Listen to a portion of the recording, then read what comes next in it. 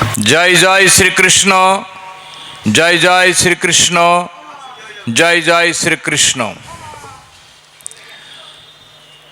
সর্বপ্রথম শ্রীগুরুর চরণ বন্দনা করে দেহ স্থিত আজ্ঞাচক্রে পরমব্রহ্ম তথা পরমাত্মার জ্যোতিরূপ দর্শন করে এখানে উপস্থিত কৃষ্ণ ভক্তবৃন্দের চরণধূলি মাথায় নিয়ে উপস্থিত সমবয়সী ভাই বোন এবং ছোটদের স্নেহ এবং ভালোবাসা নিয়ে আজ আমরা এখানে উপস্থিত হয়েছি ভগবৎ কথামৃত আস্বাদনের উদ্দেশ্যে। আজ সুন্দর এক মহামান্বিত পরিবেশ। এই সুন্দর এক মহামান্বিত পরিবেশে আমরা ভগবৎ কথামৃত আস্বাদনের মধ্যে দিয়ে কিছুটা সময় আমরা অতিবাহিত করবার চেষ্টা করব। এই ভগবৎ কথামৃত আস্বাদনের প্রাক মুহূর্তে শ্রীগুরুর পাদপদ্ম বন্দনার মাধ্যমে এবং অবশেষে আমরা আস্বাদন করব পৃথিবীর ইতিহাসের এক সর্বশ্রেষ্ঠ ধর্মগ্রন্থ শ্রীমদ্ ভগবদ গীতার এক গুচ্ছ আধ্যাত্মিক তত্ত্ব। পরবর্তীকালে আমরা আস্বাদন করব শ্রী শ্রী চৈতন্য চরিতামৃতের এক অনবদ্য কাহিনী, যা শ্রীপাদ কৃষ্ণদাস কবিরাজ গোস্বামী কলির যুগের জন্যে এক মহামান্বিত গ্রন্থ তিনি রচনা করেছেন, শ্রী শ্রী চৈতন্য চরিতামৃত। আমরা আস্বাদন করব চৈতন্য চরিতামৃতের কোনো এক গুচ্ছ তত্ত্বের গুজ্জ আস্বাদিত কাহিনী। তো চলুন সর্বপ্রথম আমরা ভগবৎ আস্বাদন করবার পথে ব্রতী হয়ে আমরা ধীরে ধীরে ভগবৎ কথামৃত আস্বাদন করব আজ তত্ত্বমূলক আলোচনার মাধ্যমে। আমরা যেখানেই ভাগবত কথামৃত আস্বাদন করতে যাই না কেন, সেখানে আমরা ভাগবতের যে বাহ্যিক তত্ত্বকে আমরা আস্বাদন করার উপরে বেশি প্রাধান্য দিই। কিন্তু আজ এক সুন্দর মহামান্বিত পরিবেশে আমরা আস্বাদন করব শ্রীমদ্ ভগবৎ কথামৃতের এক গুচ্ছ তত্ত্বময় আধ্যাত্মিক তত্ত্বাবলী। এই আধ্যাত্মিক তত্ত্বাবলীর বা আধ্যাত্মিক গুচ্ছ তত্ত্বের ইতিহাসে সর্বপ্রথম আমরা আস্বাদন করবার চেষ্টা করব শ্রীমদ্ ভগবদ গীতা। আমরা জানি শ্রীমদ্ ভগবদ গীতা পৃথিবীর ইতিহাসে এক সর্বশ্রেষ্ঠ ধর্মগ্রন্থ, যা কিনা পুরুষোত্তম ভগবান শ্রীকৃষ্ণ অর্জুনকে সামনে রেখে ভক্তবর এবং সাধক সমাজকে সুশৃঙ্খলিত পথে নিয়ে যাবার জন্যে প্রত্যক্ষ নির্দেশ দিয়েছেন।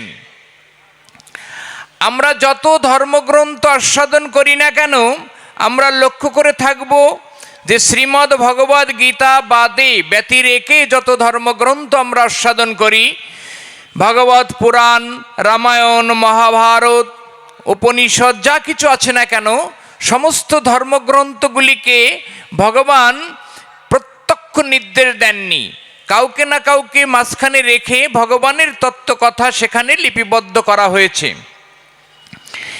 একমাত্র শ্রীমদ্ ভগবদ গীতা ধর্মগ্রন্থখানি পুরুষোত্তম ভগবান অর্জুনকে সামনে রেখে প্রত্যক্ষ নির্দেশ দিয়েছেন আপামর জনসাধারণকে সুনির্দিষ্ট পথে চালিত করবার জন্যে।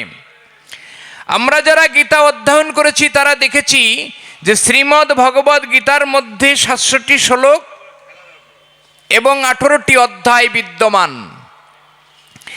এই 700টা শ্লোক এবং 18টা অধ্যায় সমন্বিত শ্রীমদ্ ভগবদ গীতার মধ্যে 4টি কেন্দ্রীয় চরিত্র বিদ্যমান, অর্থাৎ 4 জন ব্যক্তিত্বের কথোপকথনে এই 700টা শ্লোক লিপিবদ্ধ করা হয়েছে।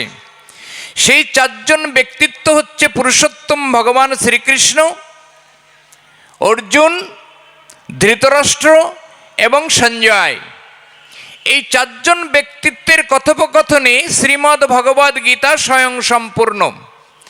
এই 700খানা শ্লোকের মধ্যে 574খানি শ্লোক বর্ণনা করলেন ভগবান শ্রীকৃষ্ণ, 85টি শ্লোক বর্ণনা করলেন অর্জুন, 40টি শ্লোক বর্ণনা করলেন সঞ্জয় এবং একটি মাত্র শ্লোক বর্ণনা করলেন ধৃতরাষ্ট্র।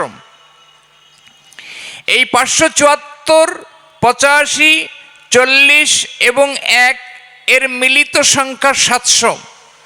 এই 700 শ্লোকের সমন্বয়ে শ্রীমদ্ ভগবদ গীতা 18টা অধ্যায়ের মাধ্যমে স্বয়ং সম্পূর্ণ করা হয়েছে। এই শ্রীমদ্ ভগবদ গীতার উৎপত্তি একটু বিচিত্র।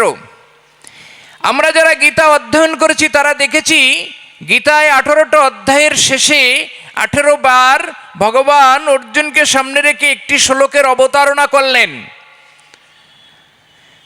শ্লোকটি ভগবান 18 বার গীতার মধ্যে উল্লেখ যখন করলেন প্রত্যেকটি অধ্যায়ের শেষে, তখন সেই শ্লোকের একটা আলাদা গুরুত্ব বা আলাদা একটা মাধুর্য বা আলাদা একটা দায়িত্ব শ্লোকের মধ্যে বর্তায়। শ্লোকটা হলো অং তৎসদিতি শ্রীমদ্ ভগবদ গীতাসু উপনিষৎসু ব্রহ্মবিদ্যা এবং যোগশাস্ত্র। শ্রীমদ্ ভগবদ গীতার প্রথম অধ্যায় অর্জুনের বিষাদযোগ। এই অর্জুনের বিষাদযোগের মধ্যে 46টি শ্লোক বিদ্যমান আছে প্রথম অধ্যায়ে। এই 46টা শ্লোকের শেষে ভগবান অর্জুনকে লিখলেন অং তৎসদিতি শ্রীমদ্ ভগবদ গীতাসু উপনিষৎসু ব্রহ্মবিদ্যা যোগশাস্ত্রে শ্রীকৃষ্ণ অর্জুন সংবাদে প্রথম অধ্যায় ইতি বিষাদযোগ।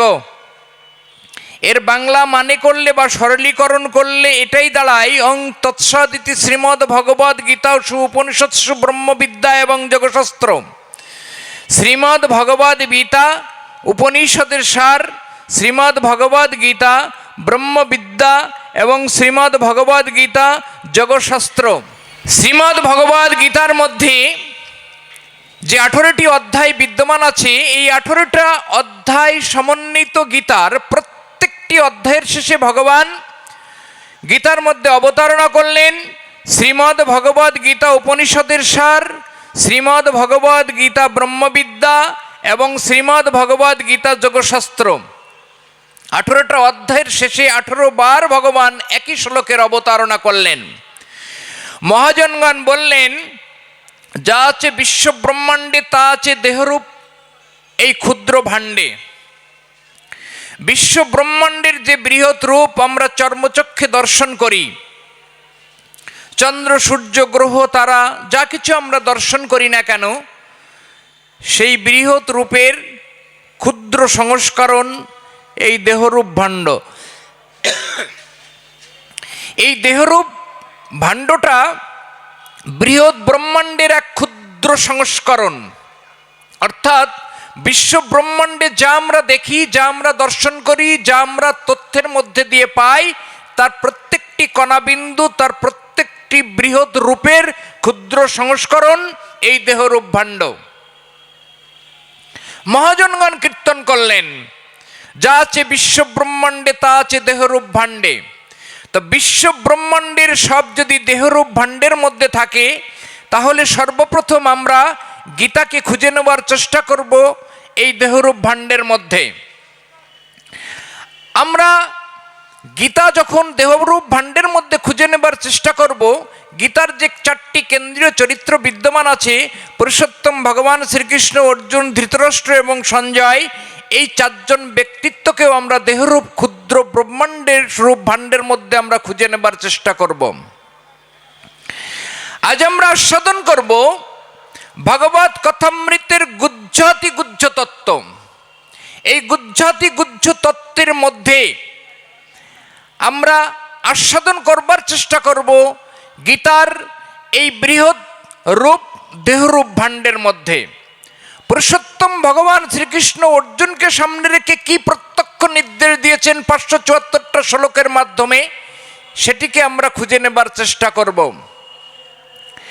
আপমার মানুষের, আপমার সাধকের, আপমার প্রত্যেকটি সমাজের চিন্তাশীল ব্যক্তিত্বের সর্বপ্রেক্ষা একটা শ্রেষ্ঠ প্রশ্ন যে মানুষ কেন পৃথিবীতে আসে, এই মানুষ পৃথিবীতে জন্ম নিয়ে কোন কর্মের মধ্যে দিয়ে এগিয়ে গেলে মানুষ পরমাত্ম তত্ত্ব তত্ত্বের মধ্যে মিলিন হতে পারে।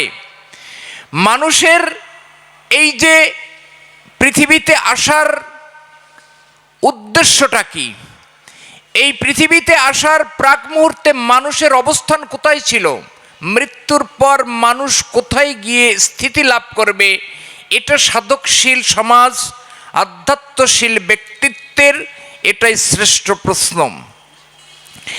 এই প্রশ্নের উত্তর খুঁজতে গিয়ে আমরা গীতার মধ্যে বিভিন্ন জায়গায় ভগবান শ্রীকৃষ্ণের কথোপকথনে এবং অর্জুনের কথোপকথনের মাধ্যমে এই প্রশ্নের উত্তর আমরা খুঁজে পেয়েছি, সেটিকে আজ বুঝে নেবার চেষ্টা করব।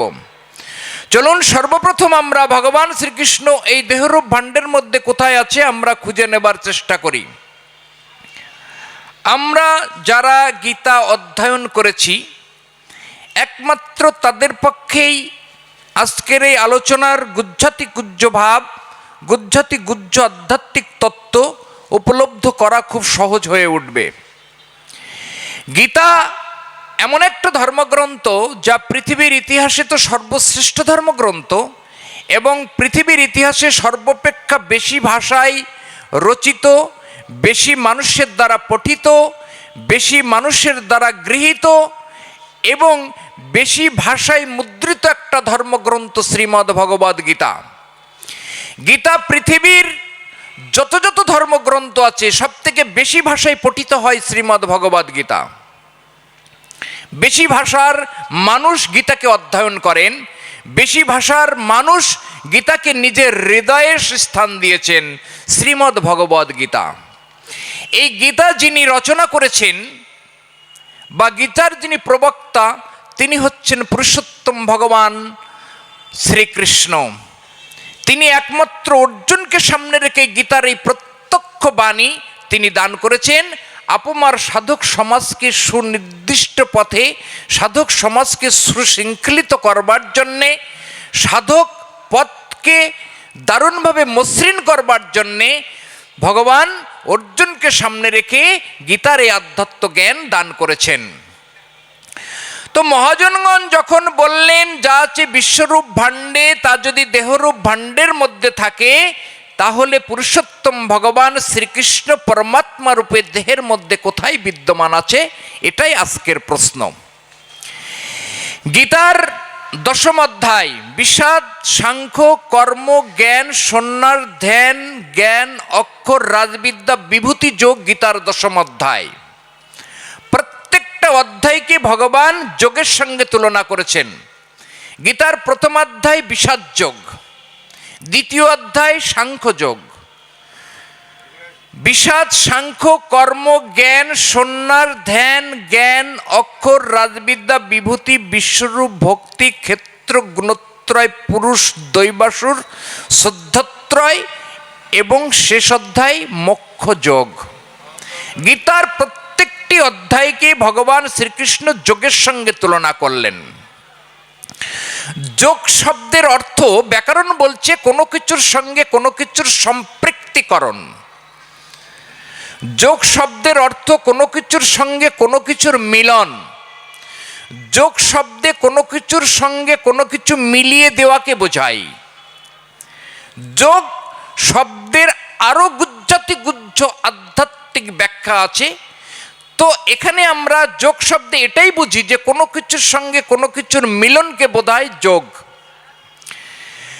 ভগবান গীতার দশম অধ্যায় বিভূতি যোগ 20 নম্বর শ্লোকে অর্জুনকে বললেন, অহম আত্মা গুড়াকেশ সর্বভূত স্থিত অহমাদি চন্ত চ মধ্য ভূতানাম এবচ।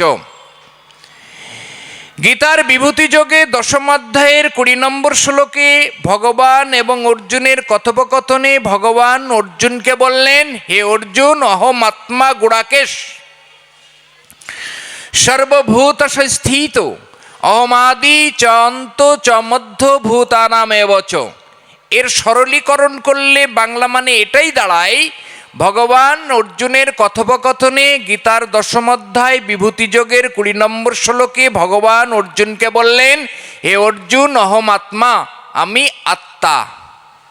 হে গুড়াকেশ, এখানে ভগবান অর্জুনকে গুড়াকেশ নামে ভূষিত করলেন। হে গুড়াকেশ, অহম আত্মা সর্বভূতাশয় স্থিত, অর্থাৎ সমগ্র জীবের মধ্যে আমি স্থিত আছি, সমগ্র ভূতাশয় স্থিত। অহম আদি, আমি আদি, অহম অন্ত, আমি শেষ, অহম মধ্য, আমি মধ্য, আমি মধ্যভাগ। ভূতানাম এবচ, আমি সমগ্র জীবের আদিভাগ, আমি সমগ্র জীবের অন্তভাগ এবং আমি জীবের মধ্যভাগ। মহাজনগণ বললেন, জীবের আদিতে যদি ভগবান থাকে, আত্মা রূপে দেহের মধ্যে বিরাজমান থাকে, পরমাত্মা রূপে দেহের মধ্যে অধিষ্ঠিত থাকে ভগবান শ্রীকৃষ্ণ, যিনি তিনি জীবের আদি অবস্থা, অর্থাৎ জন্মানোর সঙ্গে সঙ্গেই আত্মা রূপে দেহের মধ্যে ভগবান শ্রীকৃষ্ণ বিরাজমান। জীবের জীবদ্দশা অর্থাৎ মধ্যবর্তী অবস্থাটাও আমি, এবং জীবের মৃত্যুর সময়ও আমি। এই যে দেহটা আছে, এটা 24খানা তত্ত্ব নিয়ে দেহখানা গড়ে উঠেছে। 24খানা অনৈসর্গিক আর একটা দিব্য উপকরণ নিয়ে দেহখানা গড়ে উঠেছে। মহাজনগণ কীর্তন করলেন, এই দেহখানা কর নিরীক্ষণ, 24 তত্ত্বে দেহখানা হয়েছে গঠন। পঞ্চভূত ষড়রিপু একত্রে করিয়া, দশ ইন্দ্রিয় তাহার মধ্যে লহ ধরিয়া, বুদ্ধি সহ অহংকার মন, এই 24খানা তত্ত্বে দেহখানা হয়েছে গঠন। সহস্রায় আছে সহস্রেক দল, ভুরুযুগলের মাঝখানে আজ্ঞা দ্বিদল, কণ্ঠমূলে আছে 16 দল, হৃদয় দেশে আছে দ্বাদশ দল, নাভিমূলে আছে দশম দল, লিঙ্গমূলে আছে 16 দল, নাভির নিচে লিঙ্গের শেষে আছে চতুর্দল। মূলাধার চতুর্দলে কুলকুণ্ডলিনী সর্পাকারে জীবাত্মাকে সাথে নিয়ে হয়ে আছে অচেতন। গুরুদত্ত মন্ত্র বীজে কুলকুণ্ডলিনীকে জাগাবে নিজে, ষোড়পদ্ম শিরে ধরি করো আরোহণ। স্বাধিষ্ঠান লিঙ্গমূলে চন্দ্র সাধে চন্দ্র চূড়ে, নাভিপদ্ম মণিপুরে রাধাকুণ্ড সুশোভন। হৃৎপদ্ম অনাহাতে শ্যামকুণ্ডকে পাবে দেখিতে, কণ্ঠদল 16 মূলে অপ্রাকৃত লীলা দোল এবং ঝুলন। ইড়া পিঙ্গলা সুষুম্না 3 নারীর 3 নমুনা, গঙ্গা সরস্বতী যমুনা ধারা বহে অনুক্ষণ। আজ্ঞাচক্র দ্বিদল মূলে 3 ধারা এসে মেলে, এই স্থানে করো অবগাহন। তাহারই উপরে সহস্রায় রায় এবং কানুর যুগল মিলন। জয় জয় নিতাই গৌর প্রেমানন্দে হরিবোল। তাহলে মহাজনগণ বললেন, এই মানব দেহ কর নিরীক্ষণ, 24 তত্ত্বে দেহখানা হয়েছে গঠন। পঞ্চভূত ষড়রিপু একত্রে করিয়া, দশ ইন্দ্রিয় তাহার মধ্যে লহ ধরিয়া, বুদ্ধি সহ অহংকার মন, 24 তত্ত্বে দেহখানা হয়েছে গঠন। সহস্রার মধ্যে সহস্রক দল, ভ্রুযুগলের মাঝখানে পদ্ম দ্বিদল, কণ্ঠমূলে 16 দল, বক্ষযুগলের মাঝে 12 দল, নাভিমূলে দশম দল, লিঙ্গমূলে 16 দল, তাহার নিচেই আছে 14 দল। নাভির নিচে আছে এক সরোবর, 8 দল পদ্ম আছে তাহার ভিতর। এই 8 দল পদ্মের নভিমূলের সরোবরের জল যদি শুকিয়ে যায়, তাহার দ্বারাই ভজন তত্ত্ব নাহি হয়। মহাজনগণ বললেন, নাভির নিচে আছে এক সরোবর, 8 দল পদ্ম আছে তাহার ভিতর, তাহার ভিতরে নারী আছে 3.5 কোটি, 3.5 কোটি নারীর মধ্যে 72,000 নারী আছে 8টি, 72,000 নারীর মধ্যে 700 প্রধান, 700-এর মধ্যে 24 সর্বপ্রধান, 24-এর মধ্যে প্রধান 3, ইড়া পিঙ্গলা সুষুম্না প্রবীণ। বামনাসিকায় ইড়া, দক্ষিণ নাসিকায় পিঙ্গলা, মধ্যিখানে সুষুম্না নারী প্রবাহিত হইলা। সুষুম্না নারীর মধ্যে আর এক নারী হয়, তাহাকে ব্রহ্ম নারী কয়। মহাজনগণ ব্রহ্ম নারীর উপরে প্রভাব বিস্তার করে পরমাত্ম তত্ত্বের দর্শন প্রাপ্ত হয়। ব্রহ্মরন্ধ্র হইতে এক অমৃত রস ঝরে পড়ে। এই জিহ্বাকে উল্টিয়ে কেউ যদি সেই রসকে ধরিতে পারে, তবে এই দেহখানা অটল হয়ে যায়। সকলে বদন ভরে একবার হরি গুণ কীর্তন গায়। জয় জয় নিতাই গৌর প্রেমানন্দে হরি বল। এই যে শ্লোক আমরা আস্বাদন করলাম, এই শ্লোকের মধ্যে আছে আধ্যাত্মিকতার গুচ্ছ এবং নিগুড় তত্ত্বরস। মহাজনগণ বললেন, 24খানা তত্ত্ব নিয়ে দেহখানা গড়ে উঠেছে। পঞ্চভূত, ষড়রিপু, দশ ইন্দ্রিয়, মন, বুদ্ধি এবং অহংকার। পঞ্চভূত কি? মহাজনগণ বলছেন জল, মাটি, বায়ু, অগ্নি, আকাশ, এই পঞ্চতত্ত্ব আর দশ ইন্দ্রিয়, এই দেহটাকে কর্মক্ষম করবার জন্যে 5টি কর্ম ইন্দ্রিয় আর 5টি জ্ঞানেন্দ্রিয় বিদ্যমান। এই 10টা ইন্দ্রিয় হচ্ছে চক্ষু, কর্ণ, নাসিকা, জিহ্বা, ত্বক, পদ, পানি, পায়ু, উপস্থ এবং লিঙ্গ। এই 10টা ইন্দ্রিয় এই দেহকে চালিত করে। আর আছে ষড়রিপু, কাম, ক্রোধ, লোভ, মোহ, মদ এবং মাৎসর্য। তাহলে পঞ্চভূত, ষড়রিপু, 10 ইন্দ্রিয় 21, আর মন, বুদ্ধি এবং অহংকার এই 24। এই 24টা তত্ত্ব নিয়ে দেহখানা গড়ে উঠেছে। এই 24টা তত্ত্ব আর একটা দিব্য উপকরণ আছে যেটিকে বলা হয় পরমাত্মা। গীতার মধ্যে ভগবান শ্রীকৃষ্ণ বললেন, আমি দেহের মধ্যে আত্মারূপে বিরাজমান আছি। তাহলে ভগবান যে দেহের মধ্যে আত্মারূপে বিরাজমান আছেন, কোথায় আছেন? ভগবান দেহের মধ্যে আত্মারূপে বিরাজমান আছেন, কোথায় আছেন? আধ্যাত্মিক চিন্তাশীল ব্যক্তিগণ গুরুর স্পর্শ করলে তার আধ্যাত্মিক চেতনার দ্বারাই, গুরুর আধ্যাত্ম সাধন পথকে অবলম্বন করে গুরুর আধ্যাত্মিক সাধনার দ্বারাই, এবং ভগবান শ্রীকৃষ্ণ এবং অর্জুনের কথোপকথনে এই দেহের মধ্যে পুরুষোত্তম ভগবান কোথায় আছেন তা অবলোকন করা যায়। গীতার 15 অধ্যায় বিষাদ, সাংখ্য, কর্ম, জ্ঞান, সন্ন্যাস, ধ্যান, জ্ঞান, অক্ষর, রাজবিদ্যা, বিভূতি, বিশ্বরূপ, ভক্তি, ক্ষেত্র, গুণোত্তরায়, পুরুষোত্তম যোগে 15তম অধ্যায়ে 20, 21 এবং 22 নম্বর শ্লোকে ভগবান অর্জুনকে বললেন, খরচ অক্ষরচদু ইমৌ পুরুষস্মিন লোকে সর্বাণি ভূতানি খর কুটস্থ অক্ষর উচ্চতে অন্যত উত্ত পুরুষত্ব পরমাত্মা ইতি উদাহত অয়ম লোকম ত্রয়োদস্য ক্ষত্রতম বিভর্তি। হে অর্জুন, এই যে দেহটা এটা খর পুরুষের অন্তর্গত। এই যে দেহটা এটাকে খর পুরুষের অন্তর্গত, অর্থাৎ খর শব্দটাও এসেছে ব্যাকরণের ক্ষয় শব্দ থেকে। ক্ষয় শব্দের অর্থ হলো যা ধ্বংস হয়। এই যে দেহটা এটিটা প্রতিটা মুহূর্তে পরিবর্তনশীল এবং একটা সময়ে তার ক্ষয় অনিবার্য।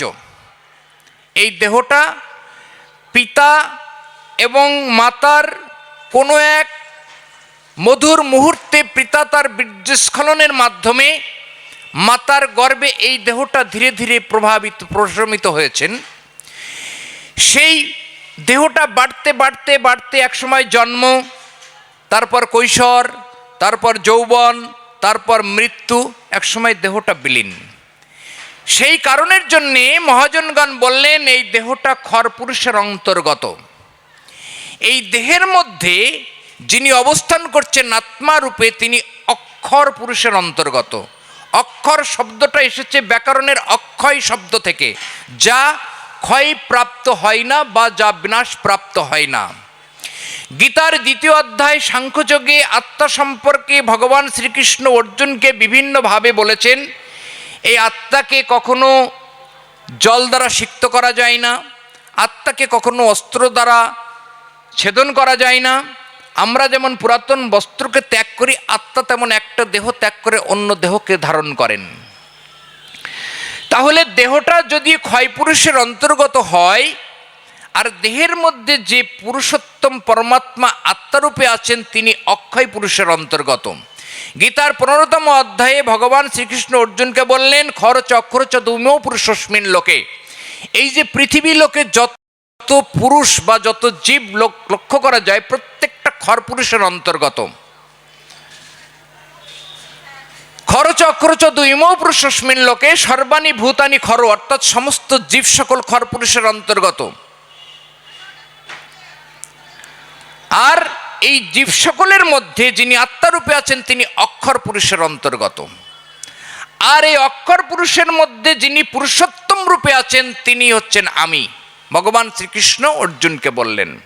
তাহলে দেহটা খর পুরুষ, আর দেহের মধ্যে অক্ষয় পুরুষ যা আছে তা আত্মা, আর দেহের মধ্যে যিনি অবিনাশী সত্তা পরমাত্মা রূপে আছেন, তিনি পরমাত্মা। গীতার মধ্যে ভগবান বললেন, ইদম শরীরম ক্ষেত্রম ইতি অভিধীয়তে তদ্বিত্তি প্রাহু ক্ষেত্রজ্ঞ ইতি তত্ত্ববিদ। যিনি দেহটাকে জানেন তিনি প্রকৃতপক্ষে ক্ষেত্রজ্ঞ। ইদম শরীরম ক্ষেত্রম, এই শরীরকে বলা হয় ক্ষেত্র। তো যিনি এই শরীররূপ ক্ষেত্রটাকে যিনি জানতে পেরেছেন তিনি প্রকৃতপক্ষে ক্ষেত্রজ্ঞ, তিনি প্রকৃতপক্ষে ধার্মিক, তিনি প্রকৃতপক্ষে তাত্ত্বিক, তিনি প্রকৃতপক্ষে যোগী ব্যক্তি। গীতার 13 অধ্যায়ে ক্ষেত্র ক্ষেত্রজ্ঞ বিভাগ যোগে ভগবান শ্রীকৃষ্ণ অর্জুনকে এই কথা প্রকাশ করলেন। তাহলে ধর্মকে যদি জড়িয়ে ধরতে হয় বা ধর্মকে যদি নিজের জীবন দর্শনে প্রয়োগ করতে হয়, ধর্মকে যদি নিজের জীবনের ক্ষেত্রে প্রয়োগ করতে হয়, তাহলে সর্বপ্রথম এই দেহকে সবার আগে জানার প্রয়োজন। এই দেহকে যিনি জানেন, গীতার কথা অনুসারে, ভগবান শ্রীকৃষ্ণের তথ্য অনুসারে তিনি প্রকৃতপক্ষে তাত্ত্বিক ব্যক্তি, তিনি প্রকৃতপক্ষে ক্ষেত্রজ্ঞ ব্যক্তি, তিনি প্রকৃতপক্ষে ধার্মিক ব্যক্তি। যা আছে বিশ্ব ব্রহ্মাণ্ডের সব আছে দেহরূপ ভাণ্ডের মধ্যে। তাহলে বিশ্ব ব্রহ্মাণ্ডের সব দেহরূপ ভাণ্ডের মধ্যে বিরাজমান আছে। তাহলে দেহকে সবার আগে জানার প্রয়োজন আছে। মহাজনগণ বললেন যে এই দেহকে জানতে গেলে এই দেহটাকে যিনি বাঁচিয়ে রেখেছেন সেই আত্মাকে জানার প্রয়োজন আছে। মহাজনগণ বললেন, প্রাণ হি ভগবান, প্রাণ হি ব্রহ্মা, প্রাণ হি শিব, প্রাণ হি বিষ্ণু, প্রাণেন ধার্যতে লোকা সর্বম প্রাণমময়ম জগৎ। প্রাণকে মহাজনগণ ভগবান রূপে আখ্যা দিলেন, প্রাণকেই মহাজনগণ ব্রহ্মা রূপে আখ্যা দিলেন, প্রাণকেই ভগবান বিষ্ণু রূপে আখ্যা দিলেন এবং প্রাণকেই শিব রূপে ভূষিত করলেন। তাহলে এই দেহরূপ যে ভাণ্ডটা, এই দেহটা যে জীবিত আছে আমরা অনুভব করি কিসের উপর নির্ভর করে? এই শরীরের মধ্যে বাতাস প্রবেশ করে আর শরীর থেকে বাতাস বাইরে বেরিয়ে আসে। এটা যখন আমরা লক্ষ্য করি তখন আমরা ভাবি দেহটা জীবিত আছে। আর শরীরের মধ্যে যখন বাতাস প্রবেশ করে না বা শরীর থেকে যখন বাতাস দেহের বাইরে বেরিয়ে আসে না, তখন সেই দেহকে আমরা বলি সজীব দেহ, মৃতদেহ। আর শরীরের মধ্যে যখন বাতাস আদান প্রদান ঘটে সেই দেহকে আমরা বলি সজীব দেহ। তাহলে সজীব দেহ আর মৃতদেহ, এই দুটো দেহের মধ্যে যিনি আদান প্রদান ঘটেন তিনি আত্মা। এই আত্মা দেহের মধ্যে প্রাণ রূপে প্রবেশ করে আর প্রাণ রূপে দেহের বাইরে বেরিয়ে আসে। মহাজনগণ বললেন, একবিংশতি সহস্রঘট শতাধি কামেশ্বরী জীপে জপতি সর্বদা চন্দ্র মন্দ্রময়ীম পরাম। অর্থাৎ এই দেহের মধ্যে 21,600 বার বাতাস প্রবেশ করে 24 ঘন্টায় এবং 21,600 বার বাতাস শরীরের বাইরে বেরিয়ে আসে 24 ঘন্টায়। বাতাস শরীরের মধ্যে প্রবেশ করে আর বাতাস শরীরের মধ্যে থেকে আবার বাইরে বেরিয়ে আসে। 21,600 বার 24 ঘন্টায় বাতাসের আদান প্রদান ঘটে। মহাজনগণ বললেন 1 মিনিটে হয় 15 বার, 1 ঘন্টায় হয় 900 বার, আর 24কে 900 দিয়ে গুণ করলে হয় 21,600 বার। তাহলে এই যে বাতাস শরীরের মধ্যে প্রবেশ করে আর বাতাস শরীরের বাইরে বেরিয়ে আসে, যে বায়ুটা বাইরে ভিতরে প্রবেশ করে তাকে বলা হয় আগম তত্ত্ব, আর যেটা বাইরে বেরিয়ে আসে সেটাকে বলা হয় নিগম তত্ত্ব। এই যে আগম এবং নিগম তত্ত্বের মাঝখানে কিছুটা সময় হলেও শরীরের মধ্যে বায়ুটা ধরা থাকে, সেই অবস্থাটাকে বলা হয় প্রাণায়াম তত্ত্ব। তাহলে এই প্রাণায়াম তত্ত্বটাকে গুরু প্রদত্ত সাধনার দ্বারা যদি প্রলম্বিত করা যায়, তাহলে দেহের মূলাধার চক্রের মধ্যে আছে জীবাত্মা, আর সহস্রদল পদ্মের মধ্যে আছে পরমাত্মা। এই জীবাত্মাকে পরমাত্মার সঙ্গে লীন করা যায় বা যুক্ত করা যায়। গীতার মধ্যে এই জীবাত্মাকে পরমাত্মার সঙ্গে যুক্ত করার জন্যই ভগবান শ্রীকৃষ্ণ অর্জুনকে সামনে রেখে গীতার এই আধ্যাত্ম জ্ঞান দান করেছিলেন। এই শ্রীমদ্ ভগবদ্ গীতা উপনিষদের সার। উপনিষদ বেদের সারভাগ। আমরা জানি হিন্দু সনাতন ধর্মের সর্বশ্রেষ্ঠ ধর্মগ্রন্থ হচ্ছে শ্রীবেদ।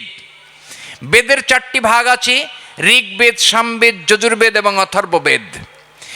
এই বেদকে 2টি ভাগ করলেন কৃষ্ণদ্বৈপায়ন বেদব্যাসজি মহারাজ। ভাগ করে 2টি ভাগ করলেন, একটি নাম দিলেন জ্ঞানকাণ্ড, আরেকটি নাম দিলেন কর্মকাণ্ড। জ্ঞানকাণ্ডের আরেকটি নাম দিলেন উপনিষদ। হিন্দু সনাতন ধর্মের 13খানা উপনিষদ বিদ্যমান। এই 13খানা উপনিষদের উপরে নির্ভর করে হিন্দু সনাতন ধর্ম স্বয়ং সম্পূর্ণ।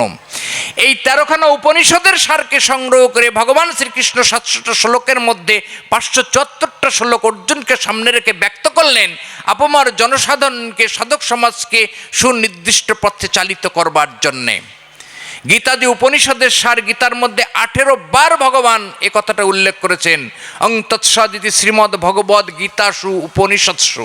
গীতা উপনিষদের সার, গীতা ব্রহ্মবিদ্যা, গীতা যোগশাস্ত্র। তো শ্রীমদ্ ভগবদ্ গীতার 700টা শ্লোক হলেও এর মধ্যে সমগ্র পৃথিবীর ইতিহাসের সাধনার একটা নিগূঢ় রস গীতার মধ্যে বিদ্যমান আছে, যা 2-1 ঘন্টা, 2-1 মিনিট, 2-1 দিনের মধ্যে ব্যক্ত করা সম্ভব নয়। গীতার অন্তর্মহলে প্রবেশ করতে গেলেই কয়েকটা জন্ম কেটে যাওয়া উচিত। সেই জন্য গীতার প্রণাম মন্ত্রে ভগবান নিজেই উল্লেখ করলেন সর্ব উপনিষদ গাবো দগ্ধা গোপালনন্দন পার্থ বৎস সুদিগণ ভক্তা গীতামৃত মহতম দুগ্ধম। গীতা হচ্ছে গাভী স্বরূপ, গীতা হচ্ছে উপনিষদের সার স্বরূপ। যাই হোক, অনেকটা সময় আমরা অতিবাহিত করে ফেললাম। তো গীতার আরেকটু হলেও আমরা এর মধ্যে প্রবেশ করব। প্রবেশ করে ভগবান শ্রীকৃষ্ণ গীতার মধ্যে যে পরমাত্মা রূপে দেহের মধ্যে বিরাজমান আছেন আমরা বুঝে নেবার চেষ্টা করব বা বুঝে নেবার চেষ্টা করলাম। কিন্তু এই পরমাত্ম তত্ত্বকে আস্বাদন করতে গেলে, এই পরমাত্ম তত্ত্বকে নিজের জীবন দর্শনে প্রয়োগ করতে গেলে, পরমাত্ম তত্ত্বর সংস্পর্শে যেতে গেলে কি করতে হবে সেটা আজ আমরা চলুন আস্বাদন করব। তাহলে ভগবান শ্রীকৃষ্ণ তিনি গীতার এই আধ্যাত্ম জ্ঞানটি দান করলেন কাকে? অর্জুনকে। তাহলে অর্জুন এই দেহের মধ্যে কোথায় আছে? মহাভারতের তথ্য অনুসারে আমরা জানতে পারি মহাভারতের একতা এক ভয়াবহ সংগ্রাম অনুষ্ঠিত হয়েছিল কৌরব পক্ষ এবং পাণ্ডব পক্ষের মধ্যে। 18 দিন সেই যুদ্ধ সুসংগঠিত হয়েছিল। 10 দিন যুদ্ধ করেছিলেন মহামতি ভীষ্মদেব, 5 দিন যুদ্ধ করেছিলেন গুরু দ্রোণাচার্য, 2 দিন যুদ্ধ করেছিলেন কর্ণ এবং 1 দিন যুদ্ধ করেছিলেন বিভিন্ন রাজন্যবর্গ। 10 দিন যুদ্ধ করবার পর যখন ভীষ্মদেব সরসজ্জায় শায়িত হলেন, তখন ভগবান শ্রীকৃষ্ণ অর্জুনকে ডেকে নিয়ে কৌরব পক্ষ এবং পাণ্ডব পক্ষের মাঝখানে রথটিকে দাঁড়িয়ে নিয়ে অর্জুনকে গীতার এই আধ্যাত্ম জ্ঞান দান করলেন। গীতার এই যে যুদ্ধ, এটা কোনো রক্তক্ষয়ী সংগ্রাম নয়, এটা মানুষের অন্তরে কুপ্রবৃত্তির সঙ্গে সুপ্রবৃত্তির এক প্রতি মুহূর্তের সংগ্রাম, যা আজও চলছে প্রতিটা মুহূর্তে। তাহলে কৌরব শব্দটা এসেছে কুপ্রবৃত্তি থেকে। ব্যাকরণ বলছে কু শব্দ থেকে এসেছে কৌরব। কু শব্দে আমরা বুঝি নিকৃষ্টতম অবস্থা, অর্থাৎ নিন্দাময় অবস্থা, অর্থাৎ নিন্দনীয় অবস্থা। আর পাণ্ডব শব্দটা এসেছে পণ্ডা শব্দ থেকে। ব্যাকরণ বলছে পণ্ডা শব্দের অর্থ হচ্ছে বেদ উজ্জ্বল আধ্যাত্মিক জ্ঞান। তাহলে কু শব্দ থেকে এসেছে কৌরব, আর পণ্ডা শব্দ থেকে এসেছে পাণ্ডব। তাহলে কু শব্দে যদি সদ্গুণাবলী হয়, তাহলে পাণ্ডব শব্দে সদ্গুণাবলী। তাহলে সদ্গুণাবলীর সঙ্গে অসৎ গুণাবলীর এক সংগ্রাম। গীতার প্রথম অধ্যায়ের প্রথম নম্বর শ্লোকে ধৃতরাষ্ট্র সঞ্জয়ের কাছে জিজ্ঞাসা করলেন, ধর্মক্ষেত্রে কুরুক্ষেত্রে সমবেত যদুঃসব মামকা পাণ্ডবশ্চব্য কিংকুবর্ত সঞ্জয়। ধৃতরাষ্ট্র একটি মাত্র শ্লোক বর্ণনা করেছিলেন গীতার মধ্যে। ধৃতরাষ্ট্র একটি মাত্র শ্লোক বর্ণনা করেছিলেন। সঞ্জয়ের কাছে জানতে চেয়েছিলেন যে ধর্মক্ষেত্রে কুরুক্ষেত্রে উপস্থিত হয়ে আমার এবং পাণ্ডুর পুত্রগণ কি করল সঞ্জয়, তুমি আমাকে বলো। যুদ্ধটা হলো একটা জায়গায়, তার নাম হলো ধর্মক্ষেত্র, আর একটা নাম হলো কর্মক্ষেত্র। মহাজনগণ এখানে বিচার করলেন, ধর্মক্ষেত্র আর কুরুক্ষেত্র। ধর্মক্ষেত্র বলতে আমরা এক কথাই বুঝি শান্তশীল সমাজের এক অবস্থা বিশেষ, আর কুরুক্ষেত্র বলতেই আমরা বুঝি এক অশান্তময় পরিবেশ।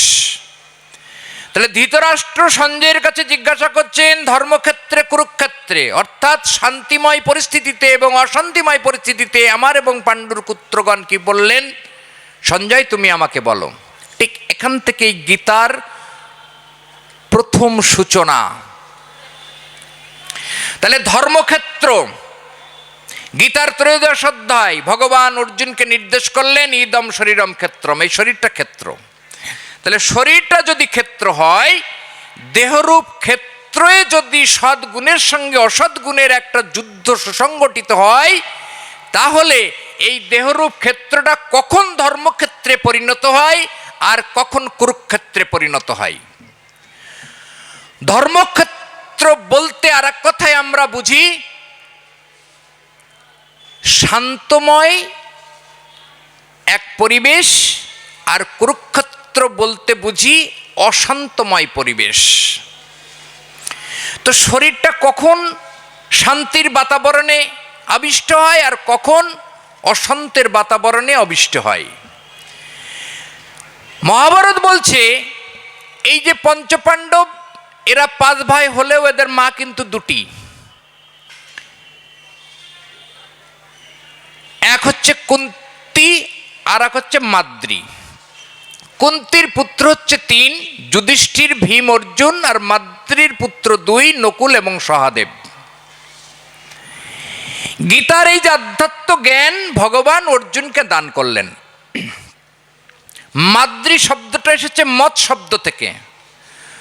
মত শব্দের অর্থ হলো মত্ততা প্রাপ্ত হওয়া। কোনো পুরুষ যখন নারীর সংস্পর্শে দেয়, যখন কামের দ্বারা প্রভাবিত হয়, একটা চরম মুহূর্তে সেই পুরুষের বীর্যস্খলন হয়। এটা হলো মত্ততা। সেই মত্ততা প্রাপ্ত হয় কোথায়? একটা পুরুষের নিঃশ্বাসের গতিবেগ যখন নাভিমূলকে অতিক্রম করে, তখন সেই পুরুষের বীর্যস্খলন অবশ্যম্ভাবী। মহাজনগণ বললেন, প্রাণ হি ভগবান, প্রাণ হি ব্রহ্মা, প্রাণ হি শিব, প্রাণ হি বিষ্ণু, প্রাণেন ধার্যতে লোকা সর্বম প্রাণম ময়ম জগৎ। আমরা আজ এখানে আস্বাদন করছি ভাগবত কথামৃতের গুহ্য আধ্যাত্মিক তত্ত্ব।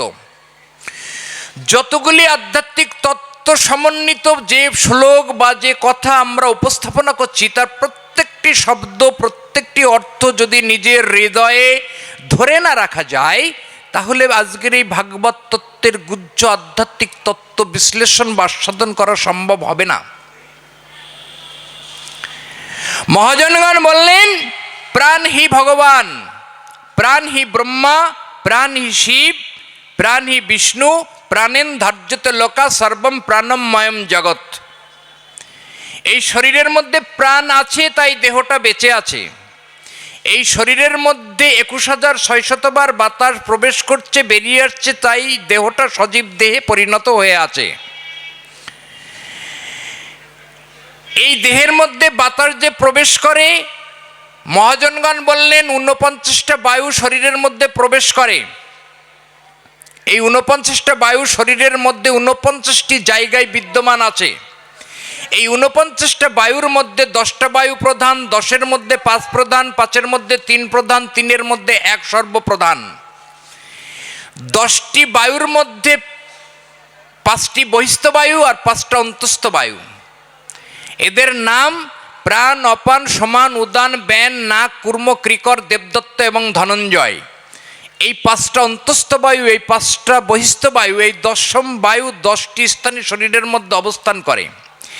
এই 10টি বায়ুর মধ্যে 5টি বায়ু প্রধান, প্রাণ, অপান, সমান, উদান আর ব্যান। এই 5-এর মধ্যে 3টি আরো প্রধান, প্রাণ, অপান এবং সমান। আর এই 3টি বায়ুর মধ্যে প্রাণ সর্বপ্রধান, হৃদয় দেশে যার অবস্থান। এই প্রাণবায়ুর উপরে নির্ভর করে, এই প্রাণবায়ুর উপরে প্রভাব খাটিয়ে এই দেহের জীবাত্মা শক্তিকে পরমাত্মার সঙ্গে লীন করা যায়। এই দেহের মধ্যে আছে ব্রহ্মনাড়ী। একটু আগে আমি একটা শ্লোকের মধ্যে অবতারণা করেছিলাম, সহস্রার পদ্ম আছে সহস্রক দল, ভ্রুযুগলের মাঝখানে পদ্মদি দল, কণ্ঠমূলে 16 দল, হৃদয় দেশে দ্বাদশ দল, নাভিমূলে 10ম দল, নাভির নিচে আছে 16 দল, তার নিচে আছে পদ্ম চতুর্দল। এই চতুর্দল পদ্ম, স্বাধিষ্ঠান পদ্ম, মণিপুর পদ্ম, অনাহত পদ্ম এবং আকাশ পদ্ম এবং দ্বিদল পদ্ম, এই 5টি যে পদ্ম আছে, এই 5টি পদ্মে ব্রহ্মনাড়ীর মধ্যে বিরাজমান আছে। আমাদের যে মেরুদণ্ডটা আছে, এই মেরুদণ্ডটার মধ্যে আছে ব্রহ্মনাড়ী।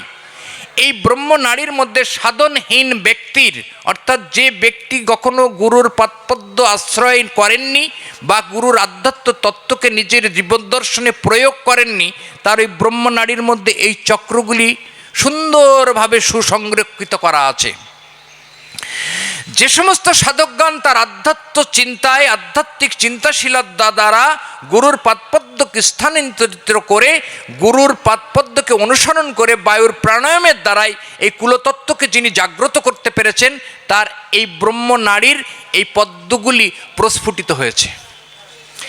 যার প্রস্ফুটিত হয়নি সে কখনো পরমাত্মার সংস্পর্শে যেতে পারেনি, যার প্রস্ফুটিত হয়েছে সেই পরমাত্মার সংস্পর্শে গেছে। আজ এই সুন্দর এক মহামান্বিত পরিবেশের মধ্যে দিয়ে কথা প্রসঙ্গে আরেকটি কথা আমরা আস্বাদন না করেই পারছি না, যে ইতিমধ্যে আমরা একটা যে কথা আমরা শুনতে পাচ্ছি, মহাকুম্ভ মেলা। এই মহাকুম্ভ মেলা পৃথিবীর প্রত্যেকটা ব্যক্তিবর্গ, প্রত্যেকটা সাধক সমাজ, প্রত্যেকটা আধ্যাত্ম সমাজ, পৃথিবীর প্রত্যেকটা চিন্তিত উন্নতশীল ব্যক্তিকে হিলিয়ে দিয়েছে, অর্থাৎ নাড়িয়ে দিয়েছে।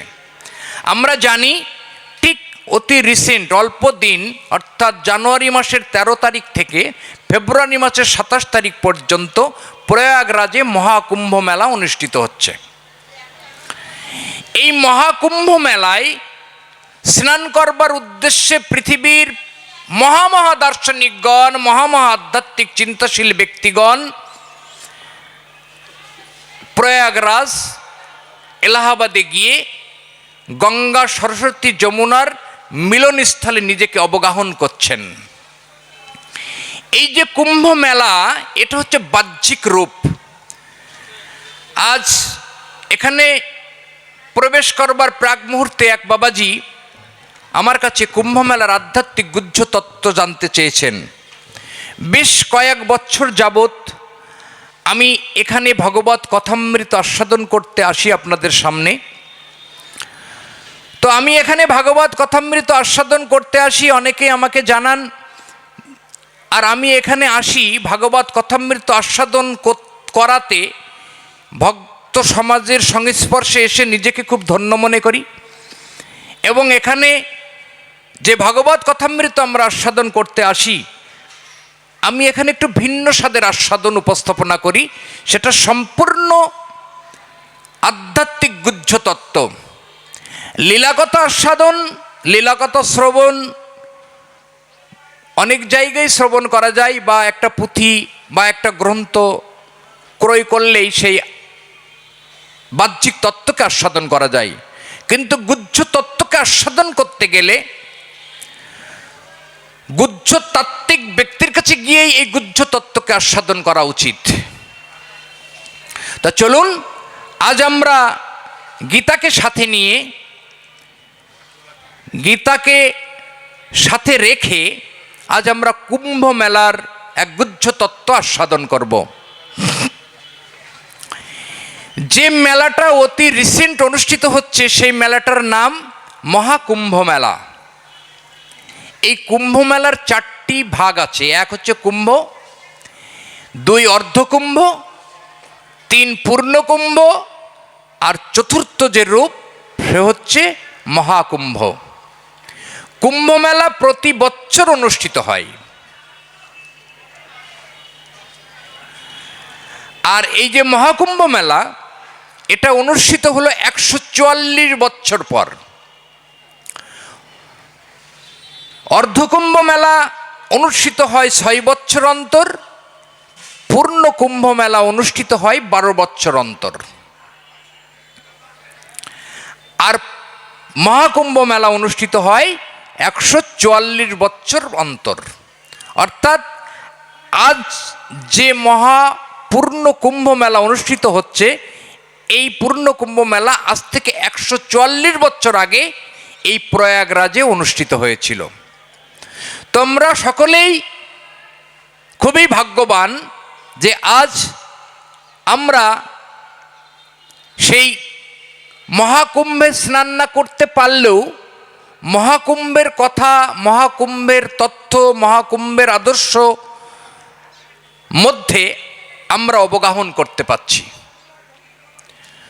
তাহলে কুম্ভ মেলা অনুষ্ঠিত হয় প্রতি বছর, অর্ধকুম্ভ 6 বছর, পূর্ণ কুম্ভ 12 বছর এবং মহাকুম্ভ অনুষ্ঠিত হয় 144 বছর। এই কুম্ভ মেলা সম্পর্কে যারা স্কন্দ পুরাণ অধ্যয়ন করেছেন,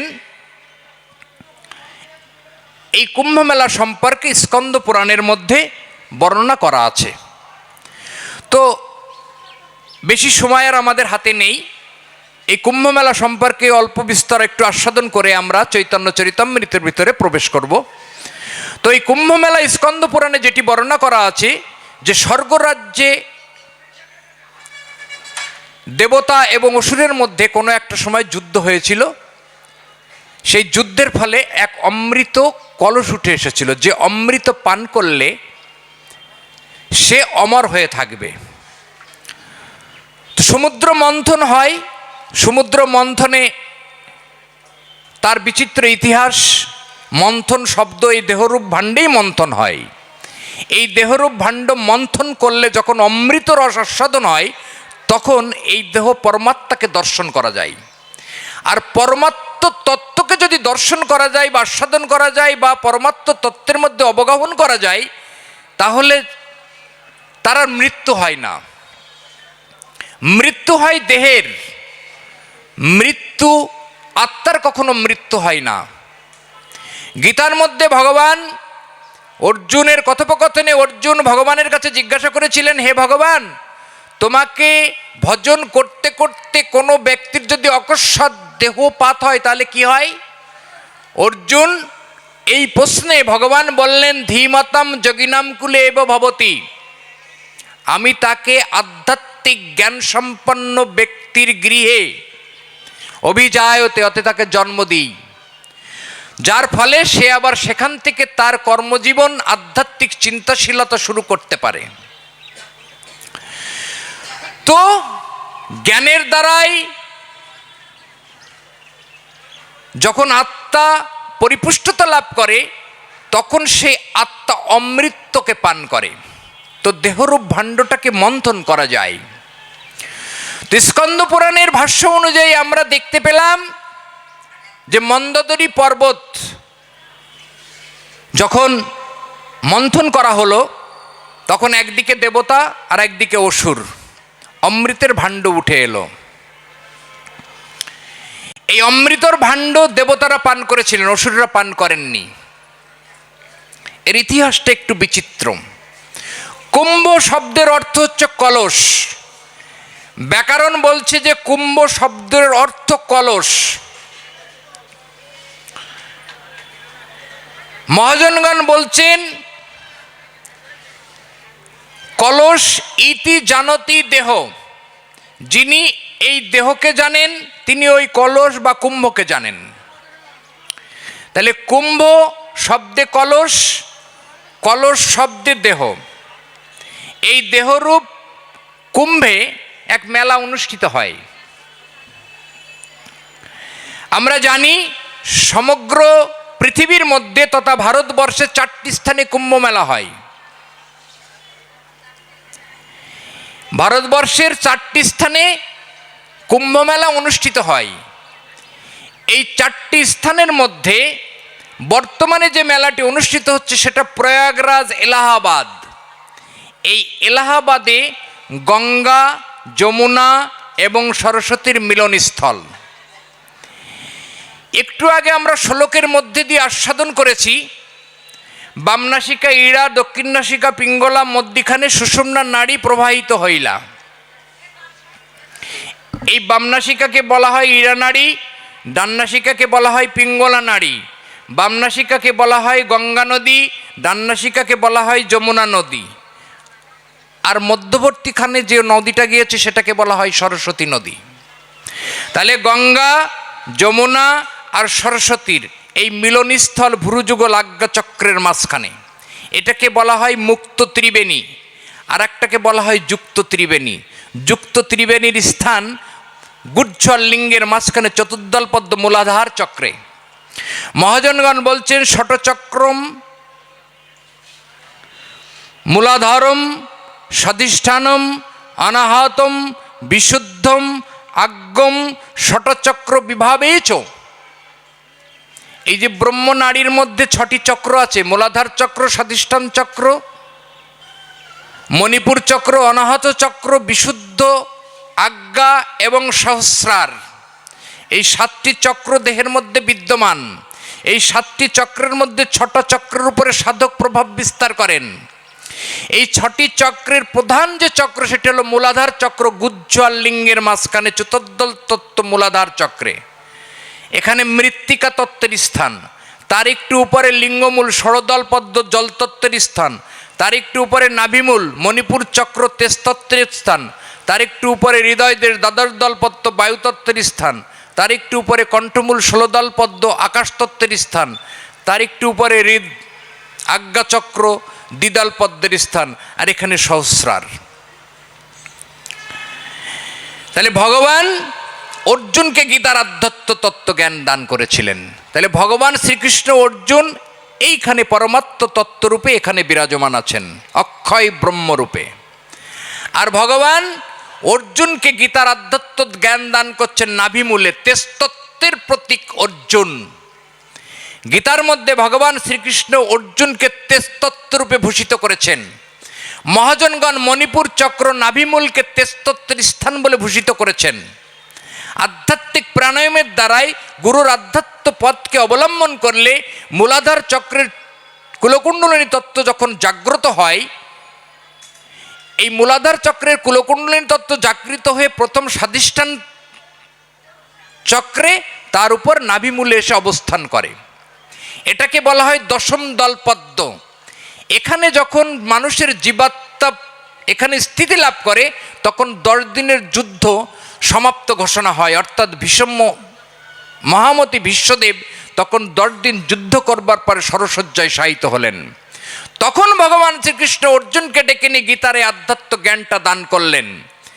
ভগবান শ্রীকৃষ্ণ ভুরুযুগলের মাঝখানে পরমাত্মা রূপে বিরাজমান হয়ে নাভিমূলের মণিপুর চক্রে অর্জুনকে গীতারে আধ্যাত্ম জ্ঞান দান করছেন।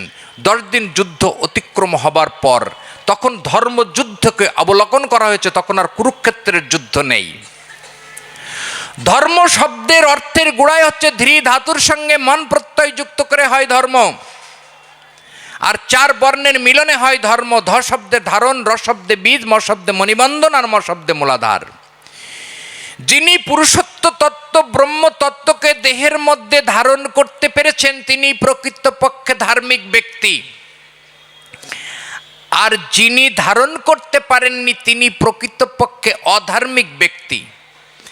তাই মহাজনগণ কথা কীর্তনের মাধ্যমে বললেন, যেজন রক্ষা করে পিতৃধন সেজন বাপের বেটা বিচক্ষণ, যেজন ক্ষয় করে পিতৃধন সেজন অধম হতে অভাজন। পিতৃধনের উপরে হরিধন বিরাজ করে, লয়ে রাসেশ্বরী রাসবিহারী মহারাস করে। গৌর এসো, নিতয় এসো, অদ্বৈত এসো, এসো বলি তোমরা আসরেতে ডাকো, আগে তো তার আসনখানা ঠিক করে রাখো। পিতৃধনের উপরে আসন তার, ইহাই শাস্ত্র এবং আধ্যাত্মিক গুণাবলী এবং মহাজনের বিচার। অটল বিনা টলের কার্য ইহা নয়, এই জন্য সাধুসঙ্গ করিতে হয়। এই সাধুসঙ্গের রেশ ধরিয়া মহাপ্রভু স্বরূপ রায় রামানন্দরে পুছিল চৈতন্য চরিতামৃতের মধ্যখণ্ডে অষ্টম লীলায়। সেই কারণে রায় রামানন্দ রায় সাধ্য সাধন তত্ত্ব বর্ণিল। সাধ্যবস্তু রাধাকৃষ্ণ, তাকে করিতে প্রাপ্ত একমাত্র সাধন পথ করো অবলম্বন। তাহলে পিতৃধন যেদিন রক্ষা করতে পেরেছেন তিনি প্রকৃতপক্ষে বাপের বেটা। মহাজনগণ বলছেন যিনি পিতৃধনকে রক্ষা করতে পারেননি তিনি অধম অভাজন। এই পিতৃধনের উপরে হরিধন বিরাজ করে। শরীরে ব্রহ্মবস্তু যখন শরীরের মধ্যে আমরা যে খাবারটা খাই সেই খাবারটা 5 দিন পর রস, রস রক্ত, রক্ত মাংস, মাংস মেদ, মেদ মজ্জা, মেদ থেকে বীর্যে পরিণত হয়। তাহলে আমরা যে খাবারটা খাই সেই খাবারটা বীর্যে পরিণত হতে বেশ কয়েকটা দিন সময় নেয়। এই যে বীর্য অষ্টম ধাতুর আশ্রয়স্থল, তাই ভগবান শ্রীকৃষ্ণ অষ্টম গর্ভের সন্তান। কোনো ব্যক্তি যদি ক্রমান্বয়ে 28 দিন বীর্য সংরক্ষণ করতে পারে বীর্য ওজধাতুতে পরিণত হয়। আর ওজধাতু হচ্ছে অষ্টম ধাতুর আশ্রয়স্থল। এই জন্যে ভগবান শ্রীকৃষ্ণ অষ্টম গর্ভে জন্ম লাভ করেছেন। ওজধাতুর আশ্রয়স্থল। তো বীর্য সংরক্ষণ করা হিন্দু সনাতন ধর্মের আধ্যাত্মিক চিন্তায় চেতনার পথের এক মূল আধ্যাত্মিক তথ্য। মহাজনকার কীর্তন করেছেন দুর্বোধ্য যত সমস্ত কথা ধর্মগ্রন্থ সব গল্পের চলে, আধ্যাত্ম তত্ত্বকে সঙ্গোপনে রাখিয়া ঋষিরা সব গিয়াছেন বলে। যত সমস্ত ধর্মগ্রন্থ আছে সমস্ত সব গল্পের আকারে লিপিবদ্ধ করা হয়েছে, কিন্তু তার আধ্যাত্মিক গুহ্য তত্ত্বকে সঙ্গোপনে রেখে ঋষিরা সেই আধ্যাত্মিক তত্ত্বকে কীর্তন করে গেছেন। তাহলে ভগবান শ্রীকৃষ্ণ অর্জুনকে গীতারে আধ্যাত্ম তত্ত্বটা দান করছেন। তাহলে ভগবান শ্রীকৃষ্ণ অর্জুনকে গীতার যে তত্ত্ব দান করছেন, অর্জুন কোথায়? নাভিমূলে দাঁড়িয়ে। তেজতত্ত্বের প্রতীক অর্জুন। এই পঞ্চতত্ত্বের এক তত্ত্ব অদ্বৈতাচার্য, যিনি চৈতন্য লীলায় গৌরাঙ্গ মহাপ্রভুকে ভগবান শ্রীকৃষ্ণ এবং রাধারানীর ভাবে বিভাবিত হয়ে গৌরাঙ্গ মহাপ্রভুকে গঙ্গা জলে নাভিমূলে দাঁড়িয়ে তিনি আহ্বান করেছিলেন। এই হচ্ছে তেজতত্ত্বের স্থান, এটাই হচ্ছে আসন। আমরা যে ভাগবত কথামৃত আস্বাদন করি না, আমরা জানি না যে ভাগবত কথামৃত আস্বাদন করতে গেলে কোন অবস্থার মধ্যে দিয়ে যেতে হয়। গীতার মধ্যে ভগবান শ্রীকৃষ্ণ অর্জুনকে বললেন আধ্যাত্মিক তত্ত্বকে আস্বাদন করতে গেলে সর্বপ্রথম তোমাকে যেটি করতে হবে সেটি আসনকে জিততে হবে। আমরা যে আসনে অবলম্বন করে বেঁচে থাকি বা বসে থাকি সেই আসনকে অবলম্বন করতে হবে যথাযুক্তভাবে। জিত আসন, জিত শ্বাস, জিত সঙ্গ, এটা ভাগবত আস্বাদনের মূল অন্তরায়। গীতার মধ্যে বিষাদ, সাংখ্য, কর্ম, জ্ঞান, সন্ন্যাস, ধ্যানযোগ 6ম অধ্যায়ের 11 নম্বর শ্লোকে ভগবান শ্রীকৃষ্ণ আসনের কথা বললেন অর্জুনকে। বিষাদ, সাংখ্য, কর্ম, জ্ঞান, সন্ন্যাস, ধ্যানযোগ গীতার 6ম অধ্যায় 11 নম্বর শ্লোকে ভগবান শ্রীকৃষ্ণ অর্জুনকে বললেন শুচৌ দেশে প্রতিষ্ঠাপ্য স্থির আত্ম আসনম না অতি উচ্চতম না অতি নিচম। শুচৌ দেশে প্রতিষ্ঠাপ্য অর্থাৎ শুচিময় দেশে প্রতিষ্ঠা করো আসন। ন অতি উচ্চতম মানে না উঁচু জায়গা না নিচু জায়গা। তাহলে দেহের মধ্যে উঁচু না নিচু না এরম একটা জায়গা আছে যেটা নাভিমূল, এখানে আসন পাতার কথা বলেছেন।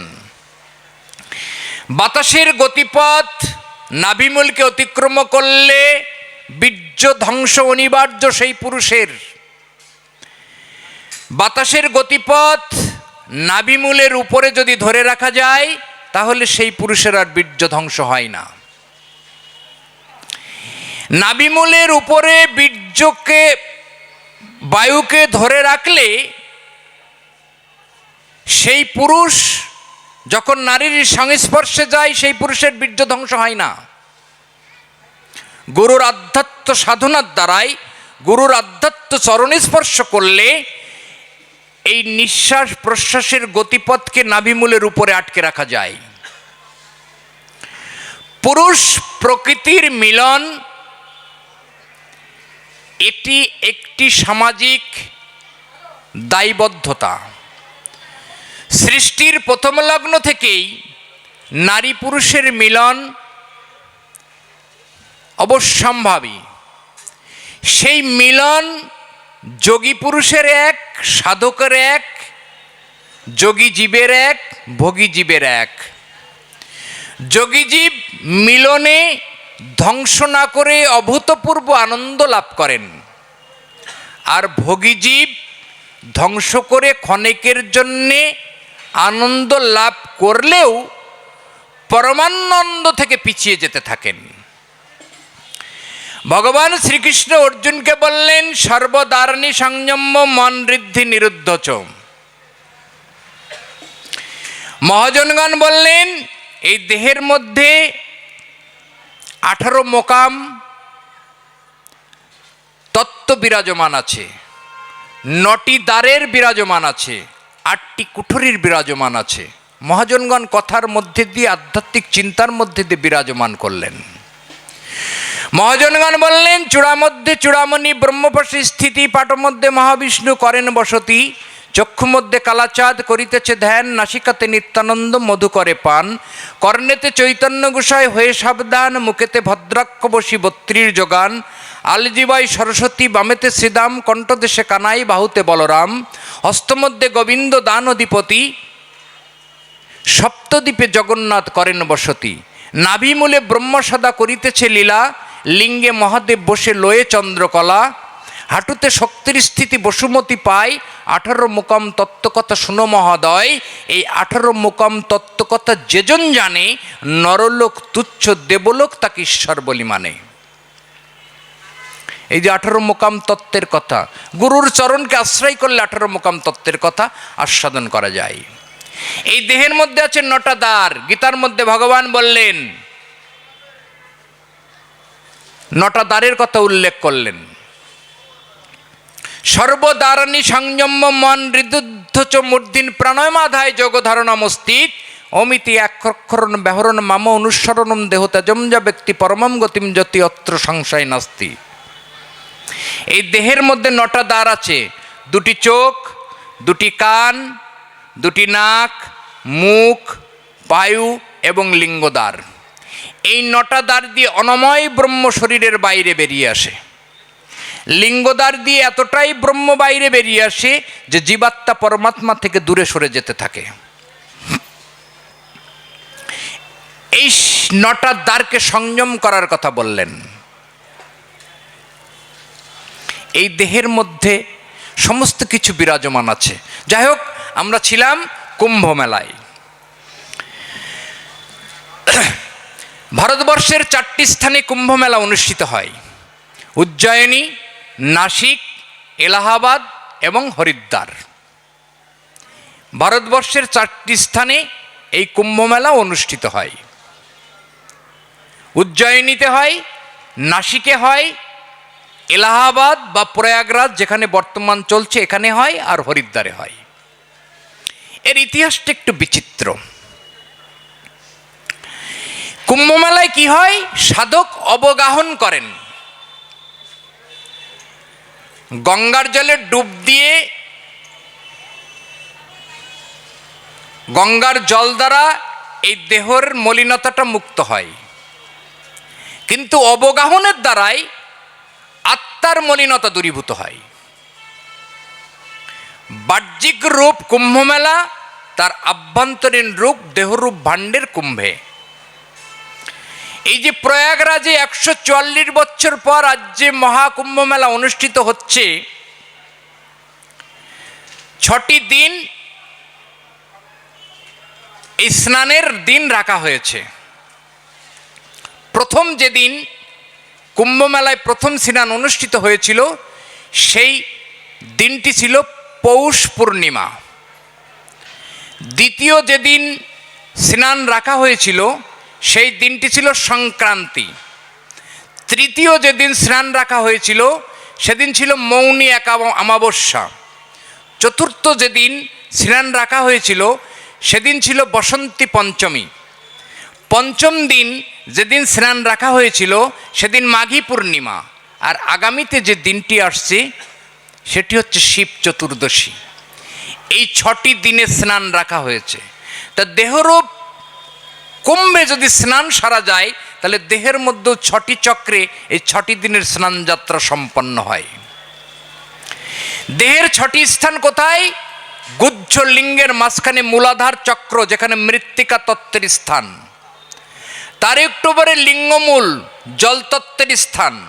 তার একটু উপরে নাভিমূল, তেজতত্ত্বের স্থান। তার একটু উপরে হৃদয় দেশ, বায়ুতত্ত্বের স্থান।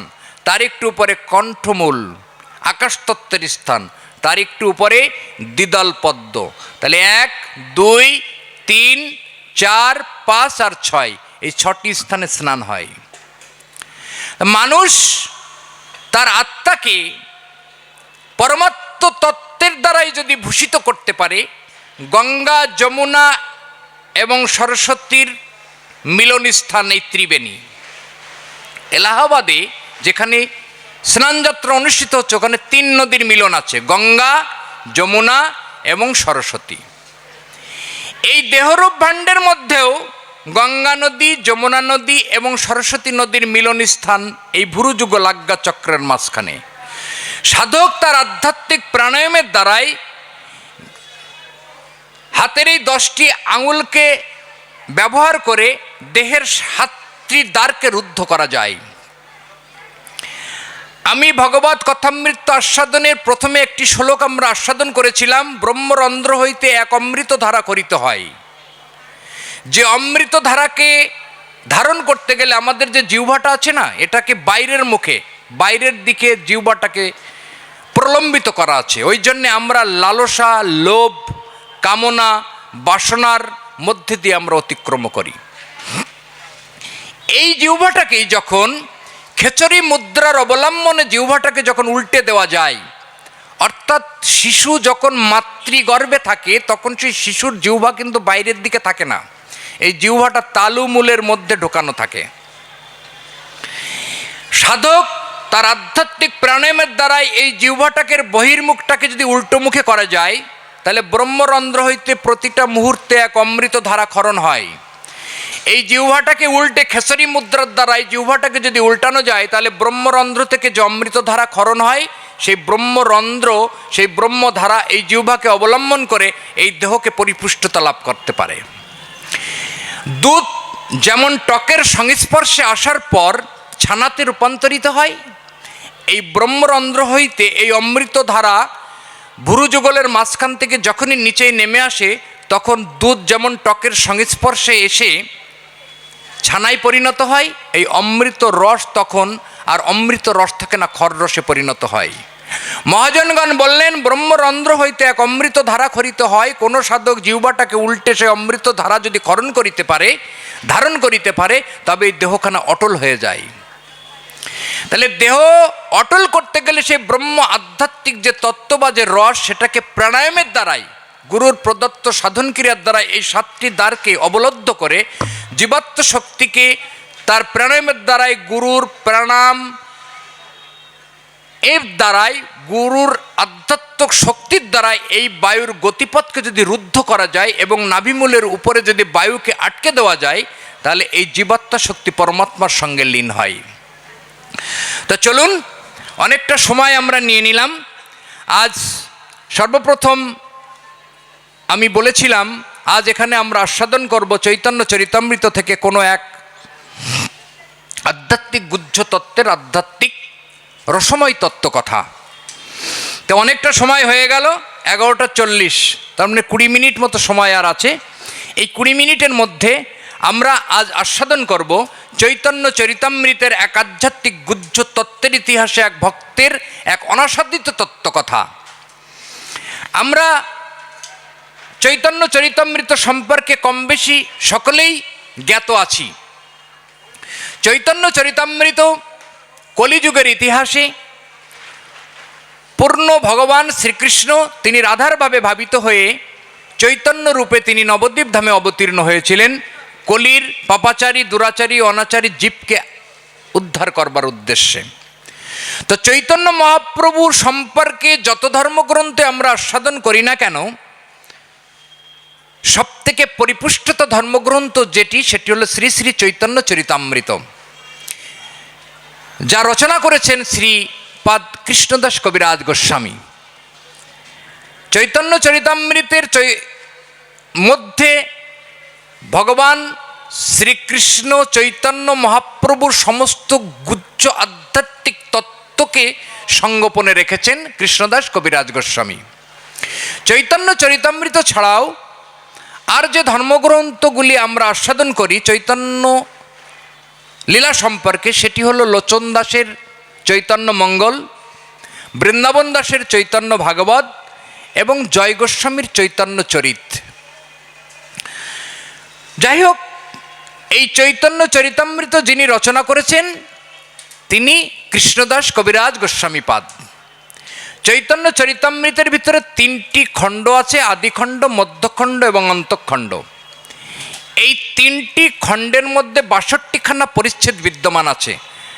আদিখণ্ডে 17টা পরিচ্ছেদ, মধ্যখণ্ডে 25খানি এবং অন্তঃখণ্ডে 20খানি পরিচ্ছেদ বিদ্যমান।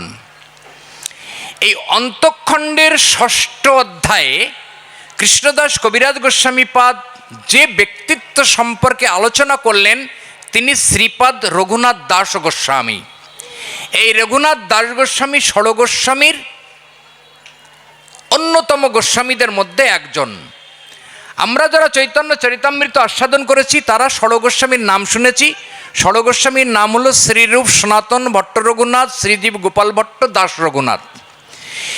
এই যে ষড় গোস্বামীর 6 নম্বর যিনি গোস্বামী তিনি রঘুনাথ দাস গোস্বামী। এই রঘুনাথ দাস গোস্বামীর আধ্যাত্ম গুজ্জ তত্ত্বময় সাধনময় যে কাহিনী চৈতন্য চরিতামৃতের ভিতরে কৃষ্ণদাস কবিরাজ গোস্বামী বর্ণনা করেছেন, চলুন আজ তা আমরা আস্বাদন করব। অন্তর্লীলায় 6ষ্ঠ পরিচ্ছেদে রঘুনাথ দাস গোস্বামীর কথা লিপিবদ্ধ করা আছে। এই রঘুনাথ দাস গোস্বামী যিনি, এর পূর্বাশ্রমের নাম ছিল শ্রী রঘুনাথ দাস মজুমদার। হুগলি জেলার কৃষ্ণপুরে এই রঘুনাথ দাস গোস্বামীর জন্ম হয়েছিল। পিতার নাম হিরণ্য দাস মজুমদার, জ্যাঠা গোবর্ধন দাস মজুমদার। পিতা এবং জ্যাঠার একমাত্র সন্তান এই রঘুনাথ দাস মজুমদার। খুব অল্প বয়সেই এই রঘুনাথ দাস গোস্বামী ভগবানের কৃপার পাত্র হয়েছিলেন। তৎকালীন সময়ে হোসেন শাহের রাজত্বে এই গোবর্ধন দাস এবং হিরণ্ময় দাস জমিদারি করতেন। তৎকালীন সময়ে সেই জমিদারিতে ইনকাম ছিল 20 লক্ষ স্বর্ণ মুদ্রা, যা আজকের জামানায় কয়েক হাজার কোটি টাকারও বেশি। সেহনো জমিদার বংশের একমাত্র সন্তান রঘুনাথ দাস গোস্বামীর বৈরাগ্যের কাহিনী আজ আমরা আস্বাদন করব। এই রঘুনাথ দাস গোস্বামী খুব বাল্য বয়সে বলরাম আচার্যের নিকটে শাস্ত্র শিক্ষা করবার জন্যে বলরাম আচার্যের গৃহে গিয়ে উপস্থিত হতেন। বলরাম আচার্য ছিলেন হরিদাস ঠাকুরের খুব কাছের এবং নিকটতম একজন শিষ্য। হরিদাস ঠাকুর যখন বেনাপোলে লক্ষ্য হীরাকে সমস্ত দায়ভার তুলে দিয়ে শান্তিপুর হয়ে হুগলি জেলায় গিয়ে বলরাম আচার্যের কাছে আতিথেয়তা গ্রহণ করছেন, তখন রঘুনাথ দাস গোস্বামী বলরাম আচার্যের নিকটে শাস্ত্র শিক্ষা করতে যেতেন। বলরাম আচার্য ছিলেন খুব নিষ্ঠাবান একজন কৃষ্ণ ভক্ত। তিনি তার সাধনার শিক্ষার 100 ভাগই রঘুনাথ দাসকে উজাড় করে দিতেন। খুব অল্প বয়স থেকেই রঘুনাথ দাস গোস্বামীর মধ্যে বৈরাগ্যের প্রভাব বিস্তার করেছিল।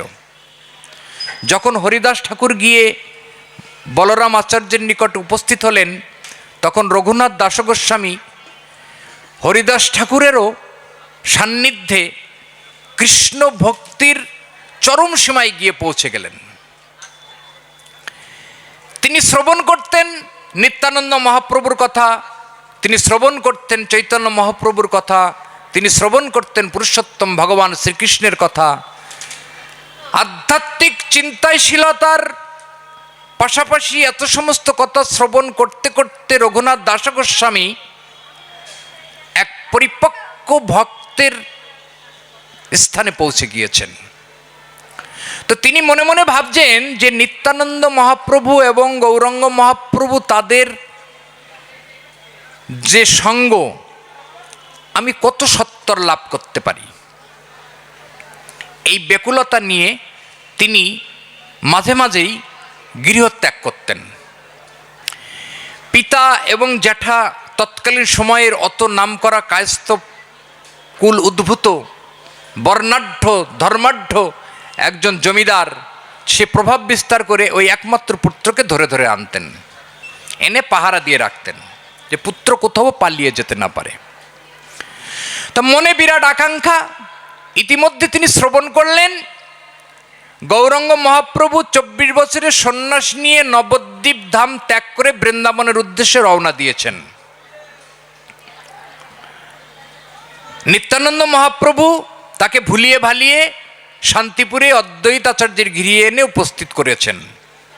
এই কথাটা রঘুনাথ দাস গোস্বামী জানতে পারলেন। তিনি একদিন বাড়ি ছেড়ে পলায়ন দিলেন। কোথায়? গৌরাঙ্গ মহাপ্রভুর চরণ দর্শনের উদ্দেশ্যে। মহাপ্রভু রঘুনাথ দাসের কথা আগে পরে শুনেছেন, তো তিনি রঘুনাথ দাস সম্পর্কে কম বেশি জানতেন। ভগবান তো ভক্তের কথা তো অবশ্যই জানবেন। অদ্বৈত আচার্যের গৃহে গৌরাঙ্গ মহাপ্রভু ভক্ত পরিবেষ্টিত হয়ে বসে আছেন। গৌরাঙ্গ মহাপ্রভু আর রঘুনাথ দাস গোস্বামী বয়সের খুব একটা ডিফারেন্স ছিল না, 4 বছরের মাত্র ছোট বড় ছিলেন। আর দেখতেও রঘুনাথ দাস গোস্বামীর সঙ্গে গৌরাঙ্গ মহাপ্রভুর প্রায় একই ধরনের ভাব ছিল। তো গৌরাঙ্গ মহাপ্রভু যখন দেখলেন দূরে অল্প দূরে একটা বালক দাঁড়িয়ে আছে, কাছে ডাকলেন, পরিচয় জানতে চাইলেন। পরিচয় নিলেন, পরিচয় দিলেন। রঘুনাথ দাস গোস্বামী নিজের জীবনটাকে, আত্মাটাকে গৌরাঙ্গ মহাপ্রভুর পায়ে আত্মনিবেদন করতে চাইলেন। মহাপ্রভু বললেন যে তোমার কৃষ্ণ প্রেমের প্রীতির এত আকুলতা দেখে আমি অভিভূত হচ্ছি, তুমি ফিরে যাও সংসারে। তোমার এত আকুলতা যখন আছে তখন ভগবান তোমাকে কৃপা অবশ্যই করবেন। কৃষ্ণদাস কবিরাজ গোস্বামী পাদ চৈতন্য চরিতামৃতের কপলে দিলেন, মর্কট বৈরাগ্য না করো লোক দেখাইয়া,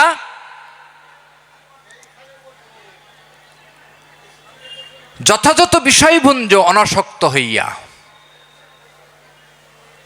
মহাপ্রভু এত ধর্মগ্রন্থ, এত কিছুর মধ্যে চৈতন্য চরিতামৃতের মধ্যেই কৃষ্ণদাস কবিরাজ গোস্বামীর কলমে মহাপ্রভু সাধন পথ নির্দেশ করেছেন একমাত্র রঘুনাথ দাসের ক্ষেত্রে।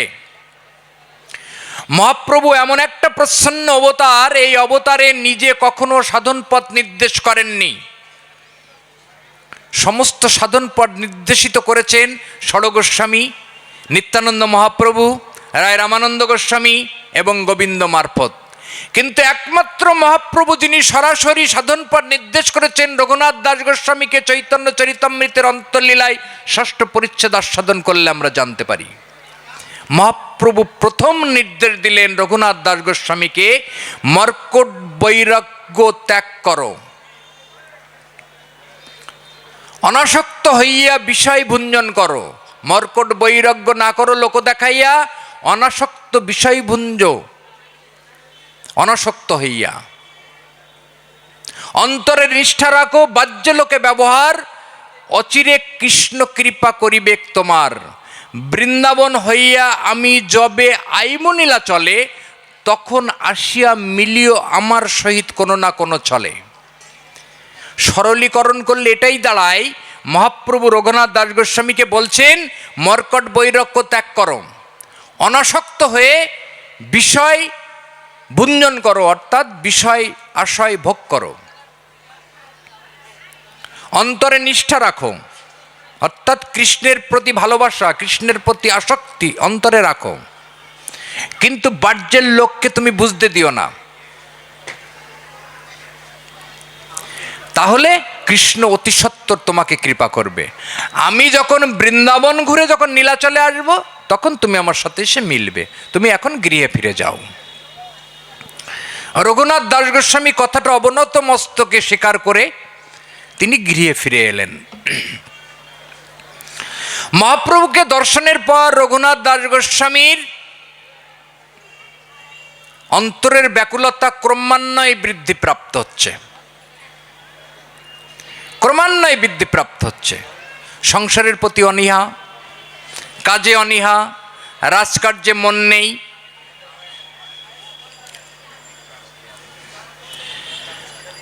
মা বললেন ওকে বিয়ে দিয়ে দাও। পিতা সঠিকভাবে সিদ্ধান্ত নিলেন।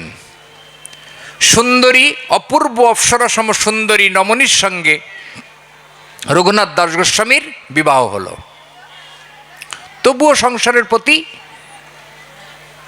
সেই যে টান তার আর নেই। মা বলছে ওকে দড়ি দিয়ে বেঁধে রাখো। কৃষ্ণদাস কবিরাজ গোস্বামী পদ এখানে কলমে দিয়েছেন, ইন্দ্রিয় সম ঐশ্বর্য স্ত্রী অপ্সরা সম, ইহাতে ধরিতে নারিল তার মন। সামান্য দড়ি দিয়ে কি আর তাকে বাধা যায়, যার মন প্রাণ সপিয়াছে গৌরঙ্গ মহাপ্রভুর পায়। কৃষ্ণদাস কবিরাজ গোস্বামী এখানে কলমে দিচ্ছেন যে ইন্দ্রিয়ের যত ঐশ্বর্য আছে রঘুনাথ দাসের তত ঐশ্বর্য। ঘরে যে স্ত্রী আছে সে তার অপ্সরা সম, তাহলে তা দিয়েও যখন এর মন রাখা যাচ্ছে না, তখন তাকে কি দড়ি দিয়ে বেঁধে রাখা যায়? অনুরাগ, বৈরাগ্য তাকে ধীরে ধীরে ধীরে ধীরে সাধনার দিকে আরো এগিয়ে নিয়ে যেতে থাকছে।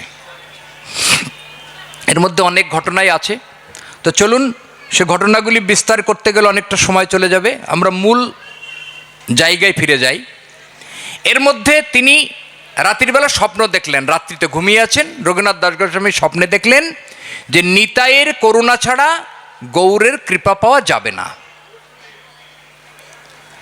নিতাই যদি কৃপা না করে তাহলে গৌর কৃপা পাওয়া যাবে না, এনে রাত্রিতে স্বপ্ন দেখলেন। ভোরে ঘুম ভেঙে খুব আচমকিতভাবে উঠে তিনি খোঁজ নিলেন তাহলে নিত্যানন্দকে কোথায় পাওয়া যাবে। খবর পেলেন পানিহাটিতে রাঘব গৃহে নিত্যানন্দ মহাপ্রভু অবস্থান করছেন। রাত্রের অন্ধকারে পাহারাদারদের চোখ এড়িয়ে রঘুনাথ দাস গোস্বামী ছুটতে ছুটতে চৈতন্য কৃপা পাবার জন্যে নিত্যানন্দের কাছে গিয়ে উপস্থিত হলেন। তো দেখেন গঙ্গার তীরে নিত্যায়মার সাধক সমাজ, সাধক বৈষ্ণব দ্বারা পরিবেষ্টিত হয়ে গঙ্গার তীরে উপবিষ্ট হয়ে কথামৃত আস্বাদন করছেন। দূর থেকে রঘুনাথ গোস্বামীকে নিত্যানন্দ মহাপ্রভু লক্ষ্য করেছেন, আর দূর থেকে রঘুনাথ দাস গোস্বামী ও নিত্যানন্দ মহাপ্রভুকে খেয়াল রেখেছেন। যেহেতু ভাবের দ্বারা বিভবিত হয়ে আছেন, রঘুনাথ দাস গোস্বামী নিত্যানন্দ মহাপ্রভুকে আর বিরক্ত করছেন না। ওই ভিড়ের মধ্যে থেকে নিত্যানন্দ মহাপ্রভু রঘুনাথ দাসকে বলছেন, এই চোর এদিকে আয়। রঘুনাথ দাসকে নিত্যানন্দ গোস্বামী চোর রূপে ভূষিত করে তাকে বললেন, চোরা এদিকে আয়, তোকে আজকে দণ্ড দিমু। যারা ওখানে উপস্থিত ছিলেন তারা ফিরে তাকিয়ে দেখেন রঘুনাথ দাস গোস্বামী। রঘুনাথ দাস গোস্বামী হিরণ্য দাস মজুমদার গোবর্ধন দাসের একমাত্র উত্তরসূরি, যার রাজস্বে 20 লক্ষ স্বর্ণ মুদ্রা ইনকাম। তার ছেলেকে তো সবাই চিনবে। তখন নিত্যানন্দ মহাপ্রভুকে বলছেন, প্রভু কাকে কি বলছেন আপনি? ও তো আমাদের জমিদারের ছেলে। রঘুনাথ দাস গোস্বামী করজোড়ে উপস্থিত হয়ে বলছেন, আপনারা একটু থামুন, আমার পরিচয় দিতে হবে না, আমি আমার পরিচয় দিই। তখন নিত্যানন্দ মহাপ্রভু জিজ্ঞাসা করছেন, বল তোর পরিচয়। তা বলছেন যে ধন্যের বিষয় বিষ্ঠারূপ কুণ্ডে আমার জন্ম। চৈতন্য চরিতামৃতে কৃষ্ণদাস কবিরাজ গোস্বামী এমনিভাবে এখানে শব্দের অবতারণা করেছেন। বলছেন ধনের বিষ্ঠারূপ কুণ্ডে আমার জন্ম, সেই বিষয়রূপ বিষ্ঠারূপ অবস্থা থেকে মুক্তি পাবার জন্য আমি আপনার চরণে এসেছি। নিত্যানন্দ মহাপ্রভু বলছেন যে তুই গৌরকে আমার অনুমতি না নিয়ে তুই গৌরকে প্রাপ্ত হতে গেছিলি। গৌর তো আমার প্রাণের ধন, তা আমাকে না জানিয়ে তো তুই গৌর পাবি না। রঘুনাথ দাস গোস্বামী ছিন্ন বৃক্ষের মতন নিত্যানন্দ মহাপ্রভুর চরণে লুটিয়ে পড়লেন। তা বলল, আমি তোমাকে কৃপা করতে পারি, কিন্তু আমার এই যে সমস্ত গণ আছে এদেরকে চিরাদধির ভজন করাও। রঘুনাথ দাস গোস্বামী জমিদার সন্তান, খবর দিলেন, বাবা প্রচুর স্বর্ণমুদ্রা পাঠিয়ে দিলেন, চিরাদধি কিনতে লাগলেন। অচিরেই একটা বিরাট মহোৎসবের আয়োজন হয়। আজও পর্যন্ত পানিহাটিতে আপনারা সকলেই জানেন যে চিরাদধি আজও পর্যন্ত ভক্ষণ করানো হয়। মহাপ্রভু বললেন, তোমার এই যে আকুল ব্যাকুলতা, তুমি গৃহে ফিরে যাও, অচিরেই কৃষ্ণ তোমাকে কৃপা করবেন। রঘুনাথ দাস গোস্বামী গৃহে ফিরে এলেন। জমিদার গৃহের একটি কাত্যায়নী মন্দির বিদ্যমান আছে, সেই মন্দিরে অবস্থান করলেন। রাতের বেলা একদিন তাদেরই কুলগুরু যদুনন্দন আচার্য রঘুনাথ দাস গোস্বামীকে জাগিয়ে দিয়ে মহাপ্রভুর উদ্দেশ্যে তাকে যাত্রা করিয়ে দিলেন। মহাপ্রভু লীলাচলে অবস্থান করছেন বৃন্দাবন থেকে ঘুরে এসে। এর মধ্যে এক গুচ্ছ আধ্যাত্মিক তত্ত্ব আছে, আমি একটু যদি সময় পাই আস্বাদন করব, একটু সংক্ষেপে এগিয়ে যাই। মহাপ্রভু লীলাচলে অবস্থান করছেন, রঘুনাথ দাস গোস্বামী সেখানে গিয়ে উপস্থিত হয়েছেন। মহাপ্রভু রঘুনাথ দাস গোস্বামীকে দেখা মাত্রই রঘুনাথ দাস গোস্বামীকে ধরে তিনি স্বরূপের হাতে তুলে দিয়েছেন। স্বরূপের হাতে তুলে দিয়ে কৃষ্ণদাস দাস গোস্বামীর কলমে, চৈতন্য চরিতামৃতের মধ্যে এখানে কলমে লেখা আছে, ভগবান চৈতন্য মহাপ্রভু স্বরূপ দামোদর গোস্বামীর হাতে রঘুনাথ দাসকে তুলে দিয়েছেন। রঘুনাথ দাস গোস্বামীকে বলছেন, সাধ্য সাধন তত্ত্ব শিখো স্বরূপের পাশ,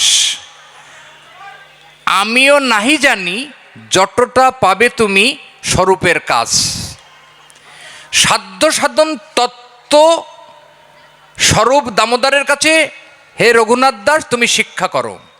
এই সাধ্য সাধন তত্ত্ব যদি তুমি শিখতে পারো তাহলে তোমার কৃষ্ণ প্রেমের দ্বারাই তুমি আপ্লুত হবে। এই সাধ্য সাধন তত্ত্ব কি? এই সাধ্য সাধন তত্ত্ব সম্পর্কে চৈতন্য চরিতামৃতে কৃষ্ণদাস কবিরাজ গোস্বামী পাদ মধ্যলীলায় অষ্টম পরিচ্ছেদে রায় রামানন্দের সঙ্গে মিলনে, রায় রামানন্দ এবং মহাপ্রভুর কথোপকথনে মহাপ্রভু 16খানা প্রশ্ন করেছিলেন। মহাপ্রভু জিজ্ঞাসা করেছিলেন, সাধ্য বস্তু কি, সাধনই বা কি? সেই সাধ্য বস্তু হচ্ছে রাধাকৃষ্ণ, তাকে প্রাপ্তির কি পথ? 16খানা প্রশ্নের মাধ্যমে রায় রামানন্দ গোস্বামী এক আধ্যাত্মিক গুহ্য তত্ত্ব ব্যাখ্যা করেছিলেন, তার এক বিস্তর ইতিহাস। যাই হোক, সাধ্য সাধন তত্ত্ব শিখো স্বরূপের কাজ। আজ থেকে রঘুনাথ দাস গোস্বামীকে স্বরূপের হাতে তুলে দিলেন। আজ থেকে রঘুনাথ দাস পরিচিত হবে স্বরূপের রঘু বলে। রঘুনাথ দাস গোস্বামী স্বরূপের তত্ত্বাবধানে শিক্ষা ব্যবস্থাকে ধীরে ধীরে প্রলম্বিত করতে থাকলেন। প্রথম 5 দিন মহাপ্রভুর প্রসাদ পেলেন। এখানে প্রসাদ পাওয়ার পর রঘুনাথ দাস গোস্বামী মন্দিরের প্রসাদ আর পেতে চাইলেন না। মহাপ্রভু নির্দেশ দিলেন, বৈরাগীর কাজ সদা নাম সংকীর্তন, মাগিয়া খাইয়া করে জীবন ধারণ। চৈতন্য চরিতামৃতের মধ্যে কৃষ্ণদাস কবিরাজ গোস্বামীপাদ নির্দেশ করলেন, বৈরাগীর কাজ সদা নাম সংকীর্তন, মাগিয়া খাইয়া করে জীবন ধারণ। যারা সাধনার পথে এগিয়ে গেছেন তারা সদা নাম সংকীর্তন করবেন আর ভিক্ষা করে খাবেন। গৌরাঙ্গ মহাপ্রভুর দ্বিতীয় নির্দেশ। রঘুনাথ দাস গোস্বামী সিংহদ্বারে বসে ভিক্ষা করে, নাম সংকীর্তন করে, এইভাবেই জীবন অতিবাহিত হয়। কিছুদিন পর মহাপ্রভু জিজ্ঞাসা করলেন স্বরূপের কাছে, স্বরূপ রঘুনাথের খবর কি? তা বলে, ওই যে প্রভু আপনি বলেছেন নাম সংকীর্তন করে আর মাগিয়া খায়। মহাপ্রভু ওখানে কলমে বললেন, সিংহদ্বারে ভিক্ষাবৃত্তি বেশ্যারাচার। সিংহদ্বারে যদি ভিক্ষা করে তাহলে সেটা বেশ্যার স্বরূপ আচরণ করা হয়। এই কথাটা বলে মহাপ্রভু চুপ করলেন। রঘুনাথ দাস গোস্বামী স্বরূপের কাছে জানতে চাইলেন প্রভুর নির্দেশ কি। স্বরূপ দামোদর গোস্বামী বললেন, প্রভু ভিক্ষা করতে মানা করেছে। ঠিক আছে, তৎক্ষণাৎ সিংহদ্বারে ভিক্ষাবৃত্তি নিবৃত্তি করলেন। এবার কি করলেন, আর মাগিয়া আর খাই না, ভিক্ষা আর করেন না উনি। চৈতন্য চরিতামৃতের ভিতরে লেখা আছেন উনি এখন সর্বদা নাম সংকীর্তন করেন। আর পশারীরা পুরীধামের যে সমস্ত খাবার বিক্রি হয় না, যেগুলো নিয়ে গিয়ে একটা নির্দিষ্ট আবর্জনার স্তূপে ফেলা হয় যেখানে বিকট গন্ধ বেরোয়, সেখান থেকে রঘুনাথ দাস গোস্বামী ওই চালগুলো ধুয়ে আনেন, তুলে আনেন, এনে ভালো করে সমুদ্রের জলে ধুয়ে সামান্য একটু লবণ দিয়ে খান। অনেক দিন অতিবাহিত হয়েছে। মহাপ্রভু জিজ্ঞাসা করছেন স্বরূপের কাছে, হ্যাঁ রে রঘুনাথের খবর কি? তা বলে, রঘুনাথ আর এখন আর ভিক্ষা করে খাই না, ওইখান থেকে প্রসাদ পাই, প্রসাদ ধুয়ে লবণ দিয়ে মিশিয়ে খাই। মহাপ্রভু বললেন, এখানে একটা গুরুত্বপূর্ণ কথা লিখলেন, শিষ্ণ উদর পরায়ণ তাহার নাই হয় কৃষ্ণ ভজন। শিষ্ণ উদার পরায়ণ তার নাহি হয় কৃষ্ণ ভজন। গ্রাম্য কথা না কহিবে, গ্রাম্য কথা না শুনিবে, সদা মানুষে রাধাকৃষ্ণের পূজন করিবে। এই দুটি কথা কৃষ্ণদাস কবিরাজ গোস্বামী পাদের কলমে মহাপ্রভুর মুখনিসৃত বাণী রঘুনাথ দাসকে স্পর্শ করলেন। শিষ্ণ উদার পরায়ণ মানে, শিষ্ণ শব্দের অর্থ হল পুংলিঙ্গ, অর্থাৎ পুরুষের যে পুংলিঙ্গ সেটাকে বলা হয় শিষ্ণ। ব্যাকরণ বলছে ওকে বলা হয় শিষ্ণ। শিষ্ণ উদার পরায়ণ অর্থাৎ কামনা বাসনাকে ত্যাগ করতে বললেন। শিষ্ণ উদার পরায়ণ তার নাই হয় কৃষ্ণের ভজন। চৈতন্য চরিতামৃতের প্রত্যেকটা জায়গায় আধ্যাত্মিক গুহ্য তত্ত্বকে যদি আস্বাদন করা যায়, তাহলে কলিযুগের শ্রেষ্ঠ ধর্ম পৃথিবীর ইতিহাসে গৌরাঙ্গ মহাপ্রভু সাধক পথকে নির্দিষ্ট করবার জন্য দিয়ে গেছেন। তার প্রত্যেকটি পদক্ষেপ আস্বাদন করলে এক জন্মেই মানুষ তার পরমাত্ম তত্ত্বকে দর্শন করতে পারে। ভগবত তত্ত্বকে আস্বাদন করতে গেলে দুটি পথ আছে, একটা ভাবগত সাধনা আর একটা দেহগত সাধনা।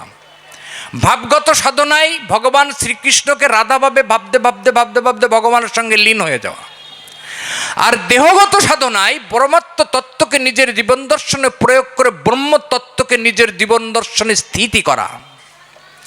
দেহগত সাধনার দ্বারাই পরমাত্ম তত্ত্বের সঙ্গে লীন হওয়া যায়। ভগবান শ্রীকৃষ্ণ চৈতন্য মহাপ্রভু এখানে নির্দেশ করলেন, শিষ্ণ উদার পরায়ণ তার নাই হয় কৃষ্ণ ভজন। গ্রাম্য কথা না কইবে, গ্রাম্য কথা না শুনিবে, সর্বদা মানুষে রাধাকৃষ্ণ পূজন করিবে। মানুষ বলতে মনে আধ্যাত্মিক চেতনার দ্বারাই জীবাত্মা শক্তিকে যখন পরমাত্মার সঙ্গে সে রাধাকৃষ্ণের মিলন ঘটিয়ে এখানে স্মরণ করা যায়। ব্রহ্ম তত্ত্বকে একমাত্র মাত্র অনুভব করা যায় এই ভুরুযুগলের মাঝখানে মধ্যবর্তী অবস্থায় এই যে বাইরের যে দুটি চোখ আছে এটাকে বাইরের জগৎকে দর্শন করবার জন্যে, আর একটা তৃতীয় নেত্র আছে এই ভুরুযুগলের মাঝখানে সেই অভূত তত্ত্বকে দর্শন করবার জন্যে। গীতার বিশ্বরূপ দর্শন যোগে অর্জুন ভগবানের কথোপকথনে অর্জুনকে যখন ভগবান বললেন, হে অর্জুন তুমি বিশ্বরূপ দর্শন করো, কিছুটা সময় হলেও যোগে থেকে ভগবান বিশ্বরূপ দর্শন করাচ্ছেন। তো তিনি বুঝলেন যে অর্জুন মনে হয় আমার বিশ্বরূপ দর্শন করতে পারছেন না, তখন তিনি আবার যোগ থেকে ফিরে এলেন, এসে বললেন, হে অর্জুন আমি তো তোমাকে দিব্যচক্ষু দান করিনি, তুমি আমার বিশ্বরূপ দর্শন করবে কিভাবে? বললেন, তে দিব্যম চক্ষুম দদামি য মাম যোগমৈশ্বরম পশ্য, আমি তোমাকে দিব্যচক্ষু দান করছি, এবার তুমি আমার পরম ঐশ্বর্য রূপ যোগ দর্শন করো। এই বাইরের চোখ দুটি দিয়ে ভৌতিক জগৎ দর্শন করবার জন্যে, আর একটা ত্রিনেত্র আছে সেটাকে আধ্যাত্ম তত্ত্ব দর্শন করবার জন্যে ভগবান শ্রীকৃষ্ণকে বলা হয়েছে অপ্রাকৃত নবীন মদন। যা প্রাকৃতই নয় তাকে দর্শন করতে গেলে বাইরের চোখ দিয়ে দর্শন করা যাবে না, সেটা আধ্যাত্ম চোখ দিয়ে দর্শন করতে হবে গুরুর প্রাণায়ামের দ্বারাই। তো ভগবান শ্রীকৃষ্ণ চৈতন্য মহাপ্রভু রঘুনাথ দাস গোস্বামীকে উপদেশ দিলেন। এখন রঘুনাথ দাস গোস্বামীর কর্তব্য কি? রঘুনাথ দাস গোস্বামী এখন অষ্টম প্রহারের 7.5 প্রহার কৃষ্ণ নামে ব্যপ্ত থাকেন, মাত্র অর্ধপ্রহার বাহ্যক্রিয়া এবং সামান্য একটু কিছু খাবার গ্রহণ করে ভগবানের সঙ্গে লীন থাকেন। এখানে সাধন পথ সুন্দরভাবে দেখানো হয়েছে, সময় নেই তো আর বিস্তারিত যাওয়া যাচ্ছে না। যাই হোক, ইতিমধ্যে রঘুনাথ দাস গোস্বামী খবর পেলেন মহাপ্রভু দেহ রেখেছেন, অপ্রকট লীলায় তিনি চলে গিয়েছেন। গোবিন্দ রায় রামানন্দ মহাপ্রভুকে নিয়ে ব্যস্ত আছেন, রঘুনাথ দাস গোস্বামীকে আর খুঁজে পাওয়া যাচ্ছে না। রঘুনাথ দাস গোস্বামী আর মহাপ্রভুর 4 বছরের বয়সের ডিফারেন্স ছিল। 48 বছর বয়সে যখন মহাপ্রভু অপ্রকট লীলায় যান, তখন রঘুনাথ দাস গোস্বামীর বয়স মাত্র তখন 44 বছর। তিনি অকস্মাৎ খবর পেলেন মহাপ্রভুর অপ্রকট লীলার। জ্যোৎস্নাবতী রাত, গোবিন্দ আর স্বরূপ দামোদর গোস্বামী রঘুনাথ দাস গোস্বামীকে খুঁজছেন। খুঁজতে খুঁজতে খুঁজতে খুঁজতে গাম্ভীরার পাশে, যেখানে মহাপ্রভু শেষ জীবনের 6টি বছর কাটিয়েছেন পুরীধামের গাম্ভীরাতে, পাশে দেখেন একটা বটবৃক্ষ আছে। সেই বটবৃক্ষের একটা কোঠরের পাশে গিয়ে রঘুনাথ দাস গোস্বামী ধ্যানমগ্ন অবস্থায় বসে আছেন। তো অন্ধকার রাত, তো খুঁজতে খুঁজতে পাওয়া যাচ্ছে না। উনি দেখেন যে মাঝে মাঝে একটা তীব্র আলোকের ঝলকানি। তো উনি ভাবছেন দূর থেকে অন্ধকার রাত, তো উনি ধীরে ধীরে কাছে গিয়েছেন, যে দেখেন ওই বটবৃক্ষের থেকে একটা পাতা যখন রঘুনাথ দাস গোস্বামীর শরীর স্পর্শ করছে, দুপ করে আগুন জ্বলে উঠছে। আবার একটা পাতা স্পর্শ করছে, দুপ করে আগুন জ্বলে উঠছে। স্বরূপ দামোদর গোস্বামী রঘুনাথকে ডাকছেন। রায় রামানন্দ মহাপ্রভু গিয়ে স্বরূপকে বললেন যে দাঁড়াও, ধ্যানমগ্ন অবস্থায় আশ্বস্ত হয়ে দেখো রঘুনাথ দাস গোস্বামীর বর্তমান পরিস্থিতি কি। স্বরূপ দামোদর গোস্বামী আধ্যাত্মিক তত্ত্বের নিগুড় রস স্বরূপ দামোদরের মধ্যে বিদ্যমান। সেই কারণে মহাপ্রভু বেশ কয়েকবার বলেছেন, হরির নাম সংকীর্তন বাহ্য সাধন, আর এক হেতু আছে অন্তরঙ্গ কথন, স্বরূপ দামোদর হইতে যাহার প্রচার। একমাত্র অন্তরঙ্গ সাধনের মূল শিরোমণি সম্রাট স্বরূপ দামোদর রায় গোস্বামী। নাম সংকীর্তনে তো বহিরঙ্গ সাধন, আর এক হেতু আছে অন্তরঙ্গ, স্বরূপ দামোদর হইতে যাহার প্রকাশ। সেই অন্তরঙ্গ সাধনের সাধক যিনি, তিনি স্বরূপ দামোদর গোস্বামী। তিনি দেখছেন রঘুনাথ দাস গোস্বামীর ভগবান শ্রীকৃষ্ণ চৈতন্য মহাপ্রভুর বিরাগ, তার বিচ্ছেদ, তার বেদনা অনুভব করতে না পেরে তার সমস্ত শরীর ব্রহ্মতেজে অভিভূত হয়ে উঠেছেন। তার জীবাত্মা মূলাধার চক্রকে অতিক্রম করে গুরুর প্রাণায়ামের দ্বারাই প্রাণে জুহুবতী অপনম অপনে জুহুবতী প্রাণম প্রাণ আপন গতিরুদ্ধ প্রাণম প্রাণাহারা প্রাণম প্রাণেশ জুহুবতী। অর্থাৎ প্রাণবায়ুতে অপানবায়ু আর অপানবায়ুতে প্রাণবায়ু আহুতি দিয়ে রঘুনাথ দাস গোস্বামী জীবাত্মাকে পরমাত্মার সঙ্গে লীন হওয়ার পথে চলেছেন। যাই হোক, অনেকটা সময় অতিক্রান্ত হয়ে গেল, আর সময় নেই। আজ এই পর্যন্তই এই আধ্যাত্মিক তত্ত্বগুচ্ছ কথা আপনাদের সামনে যতটা হলেও আস্বাদন করলাম। যদি কখনো ভুল ত্রুটি কিছু হয়ে থাকে, আমার কথা প্রসঙ্গে কেউ যদি কখনো কিছু দুঃখ পেয়ে থাকেন, নিজ গুণ কৃপা করে ক্ষমা করবেন।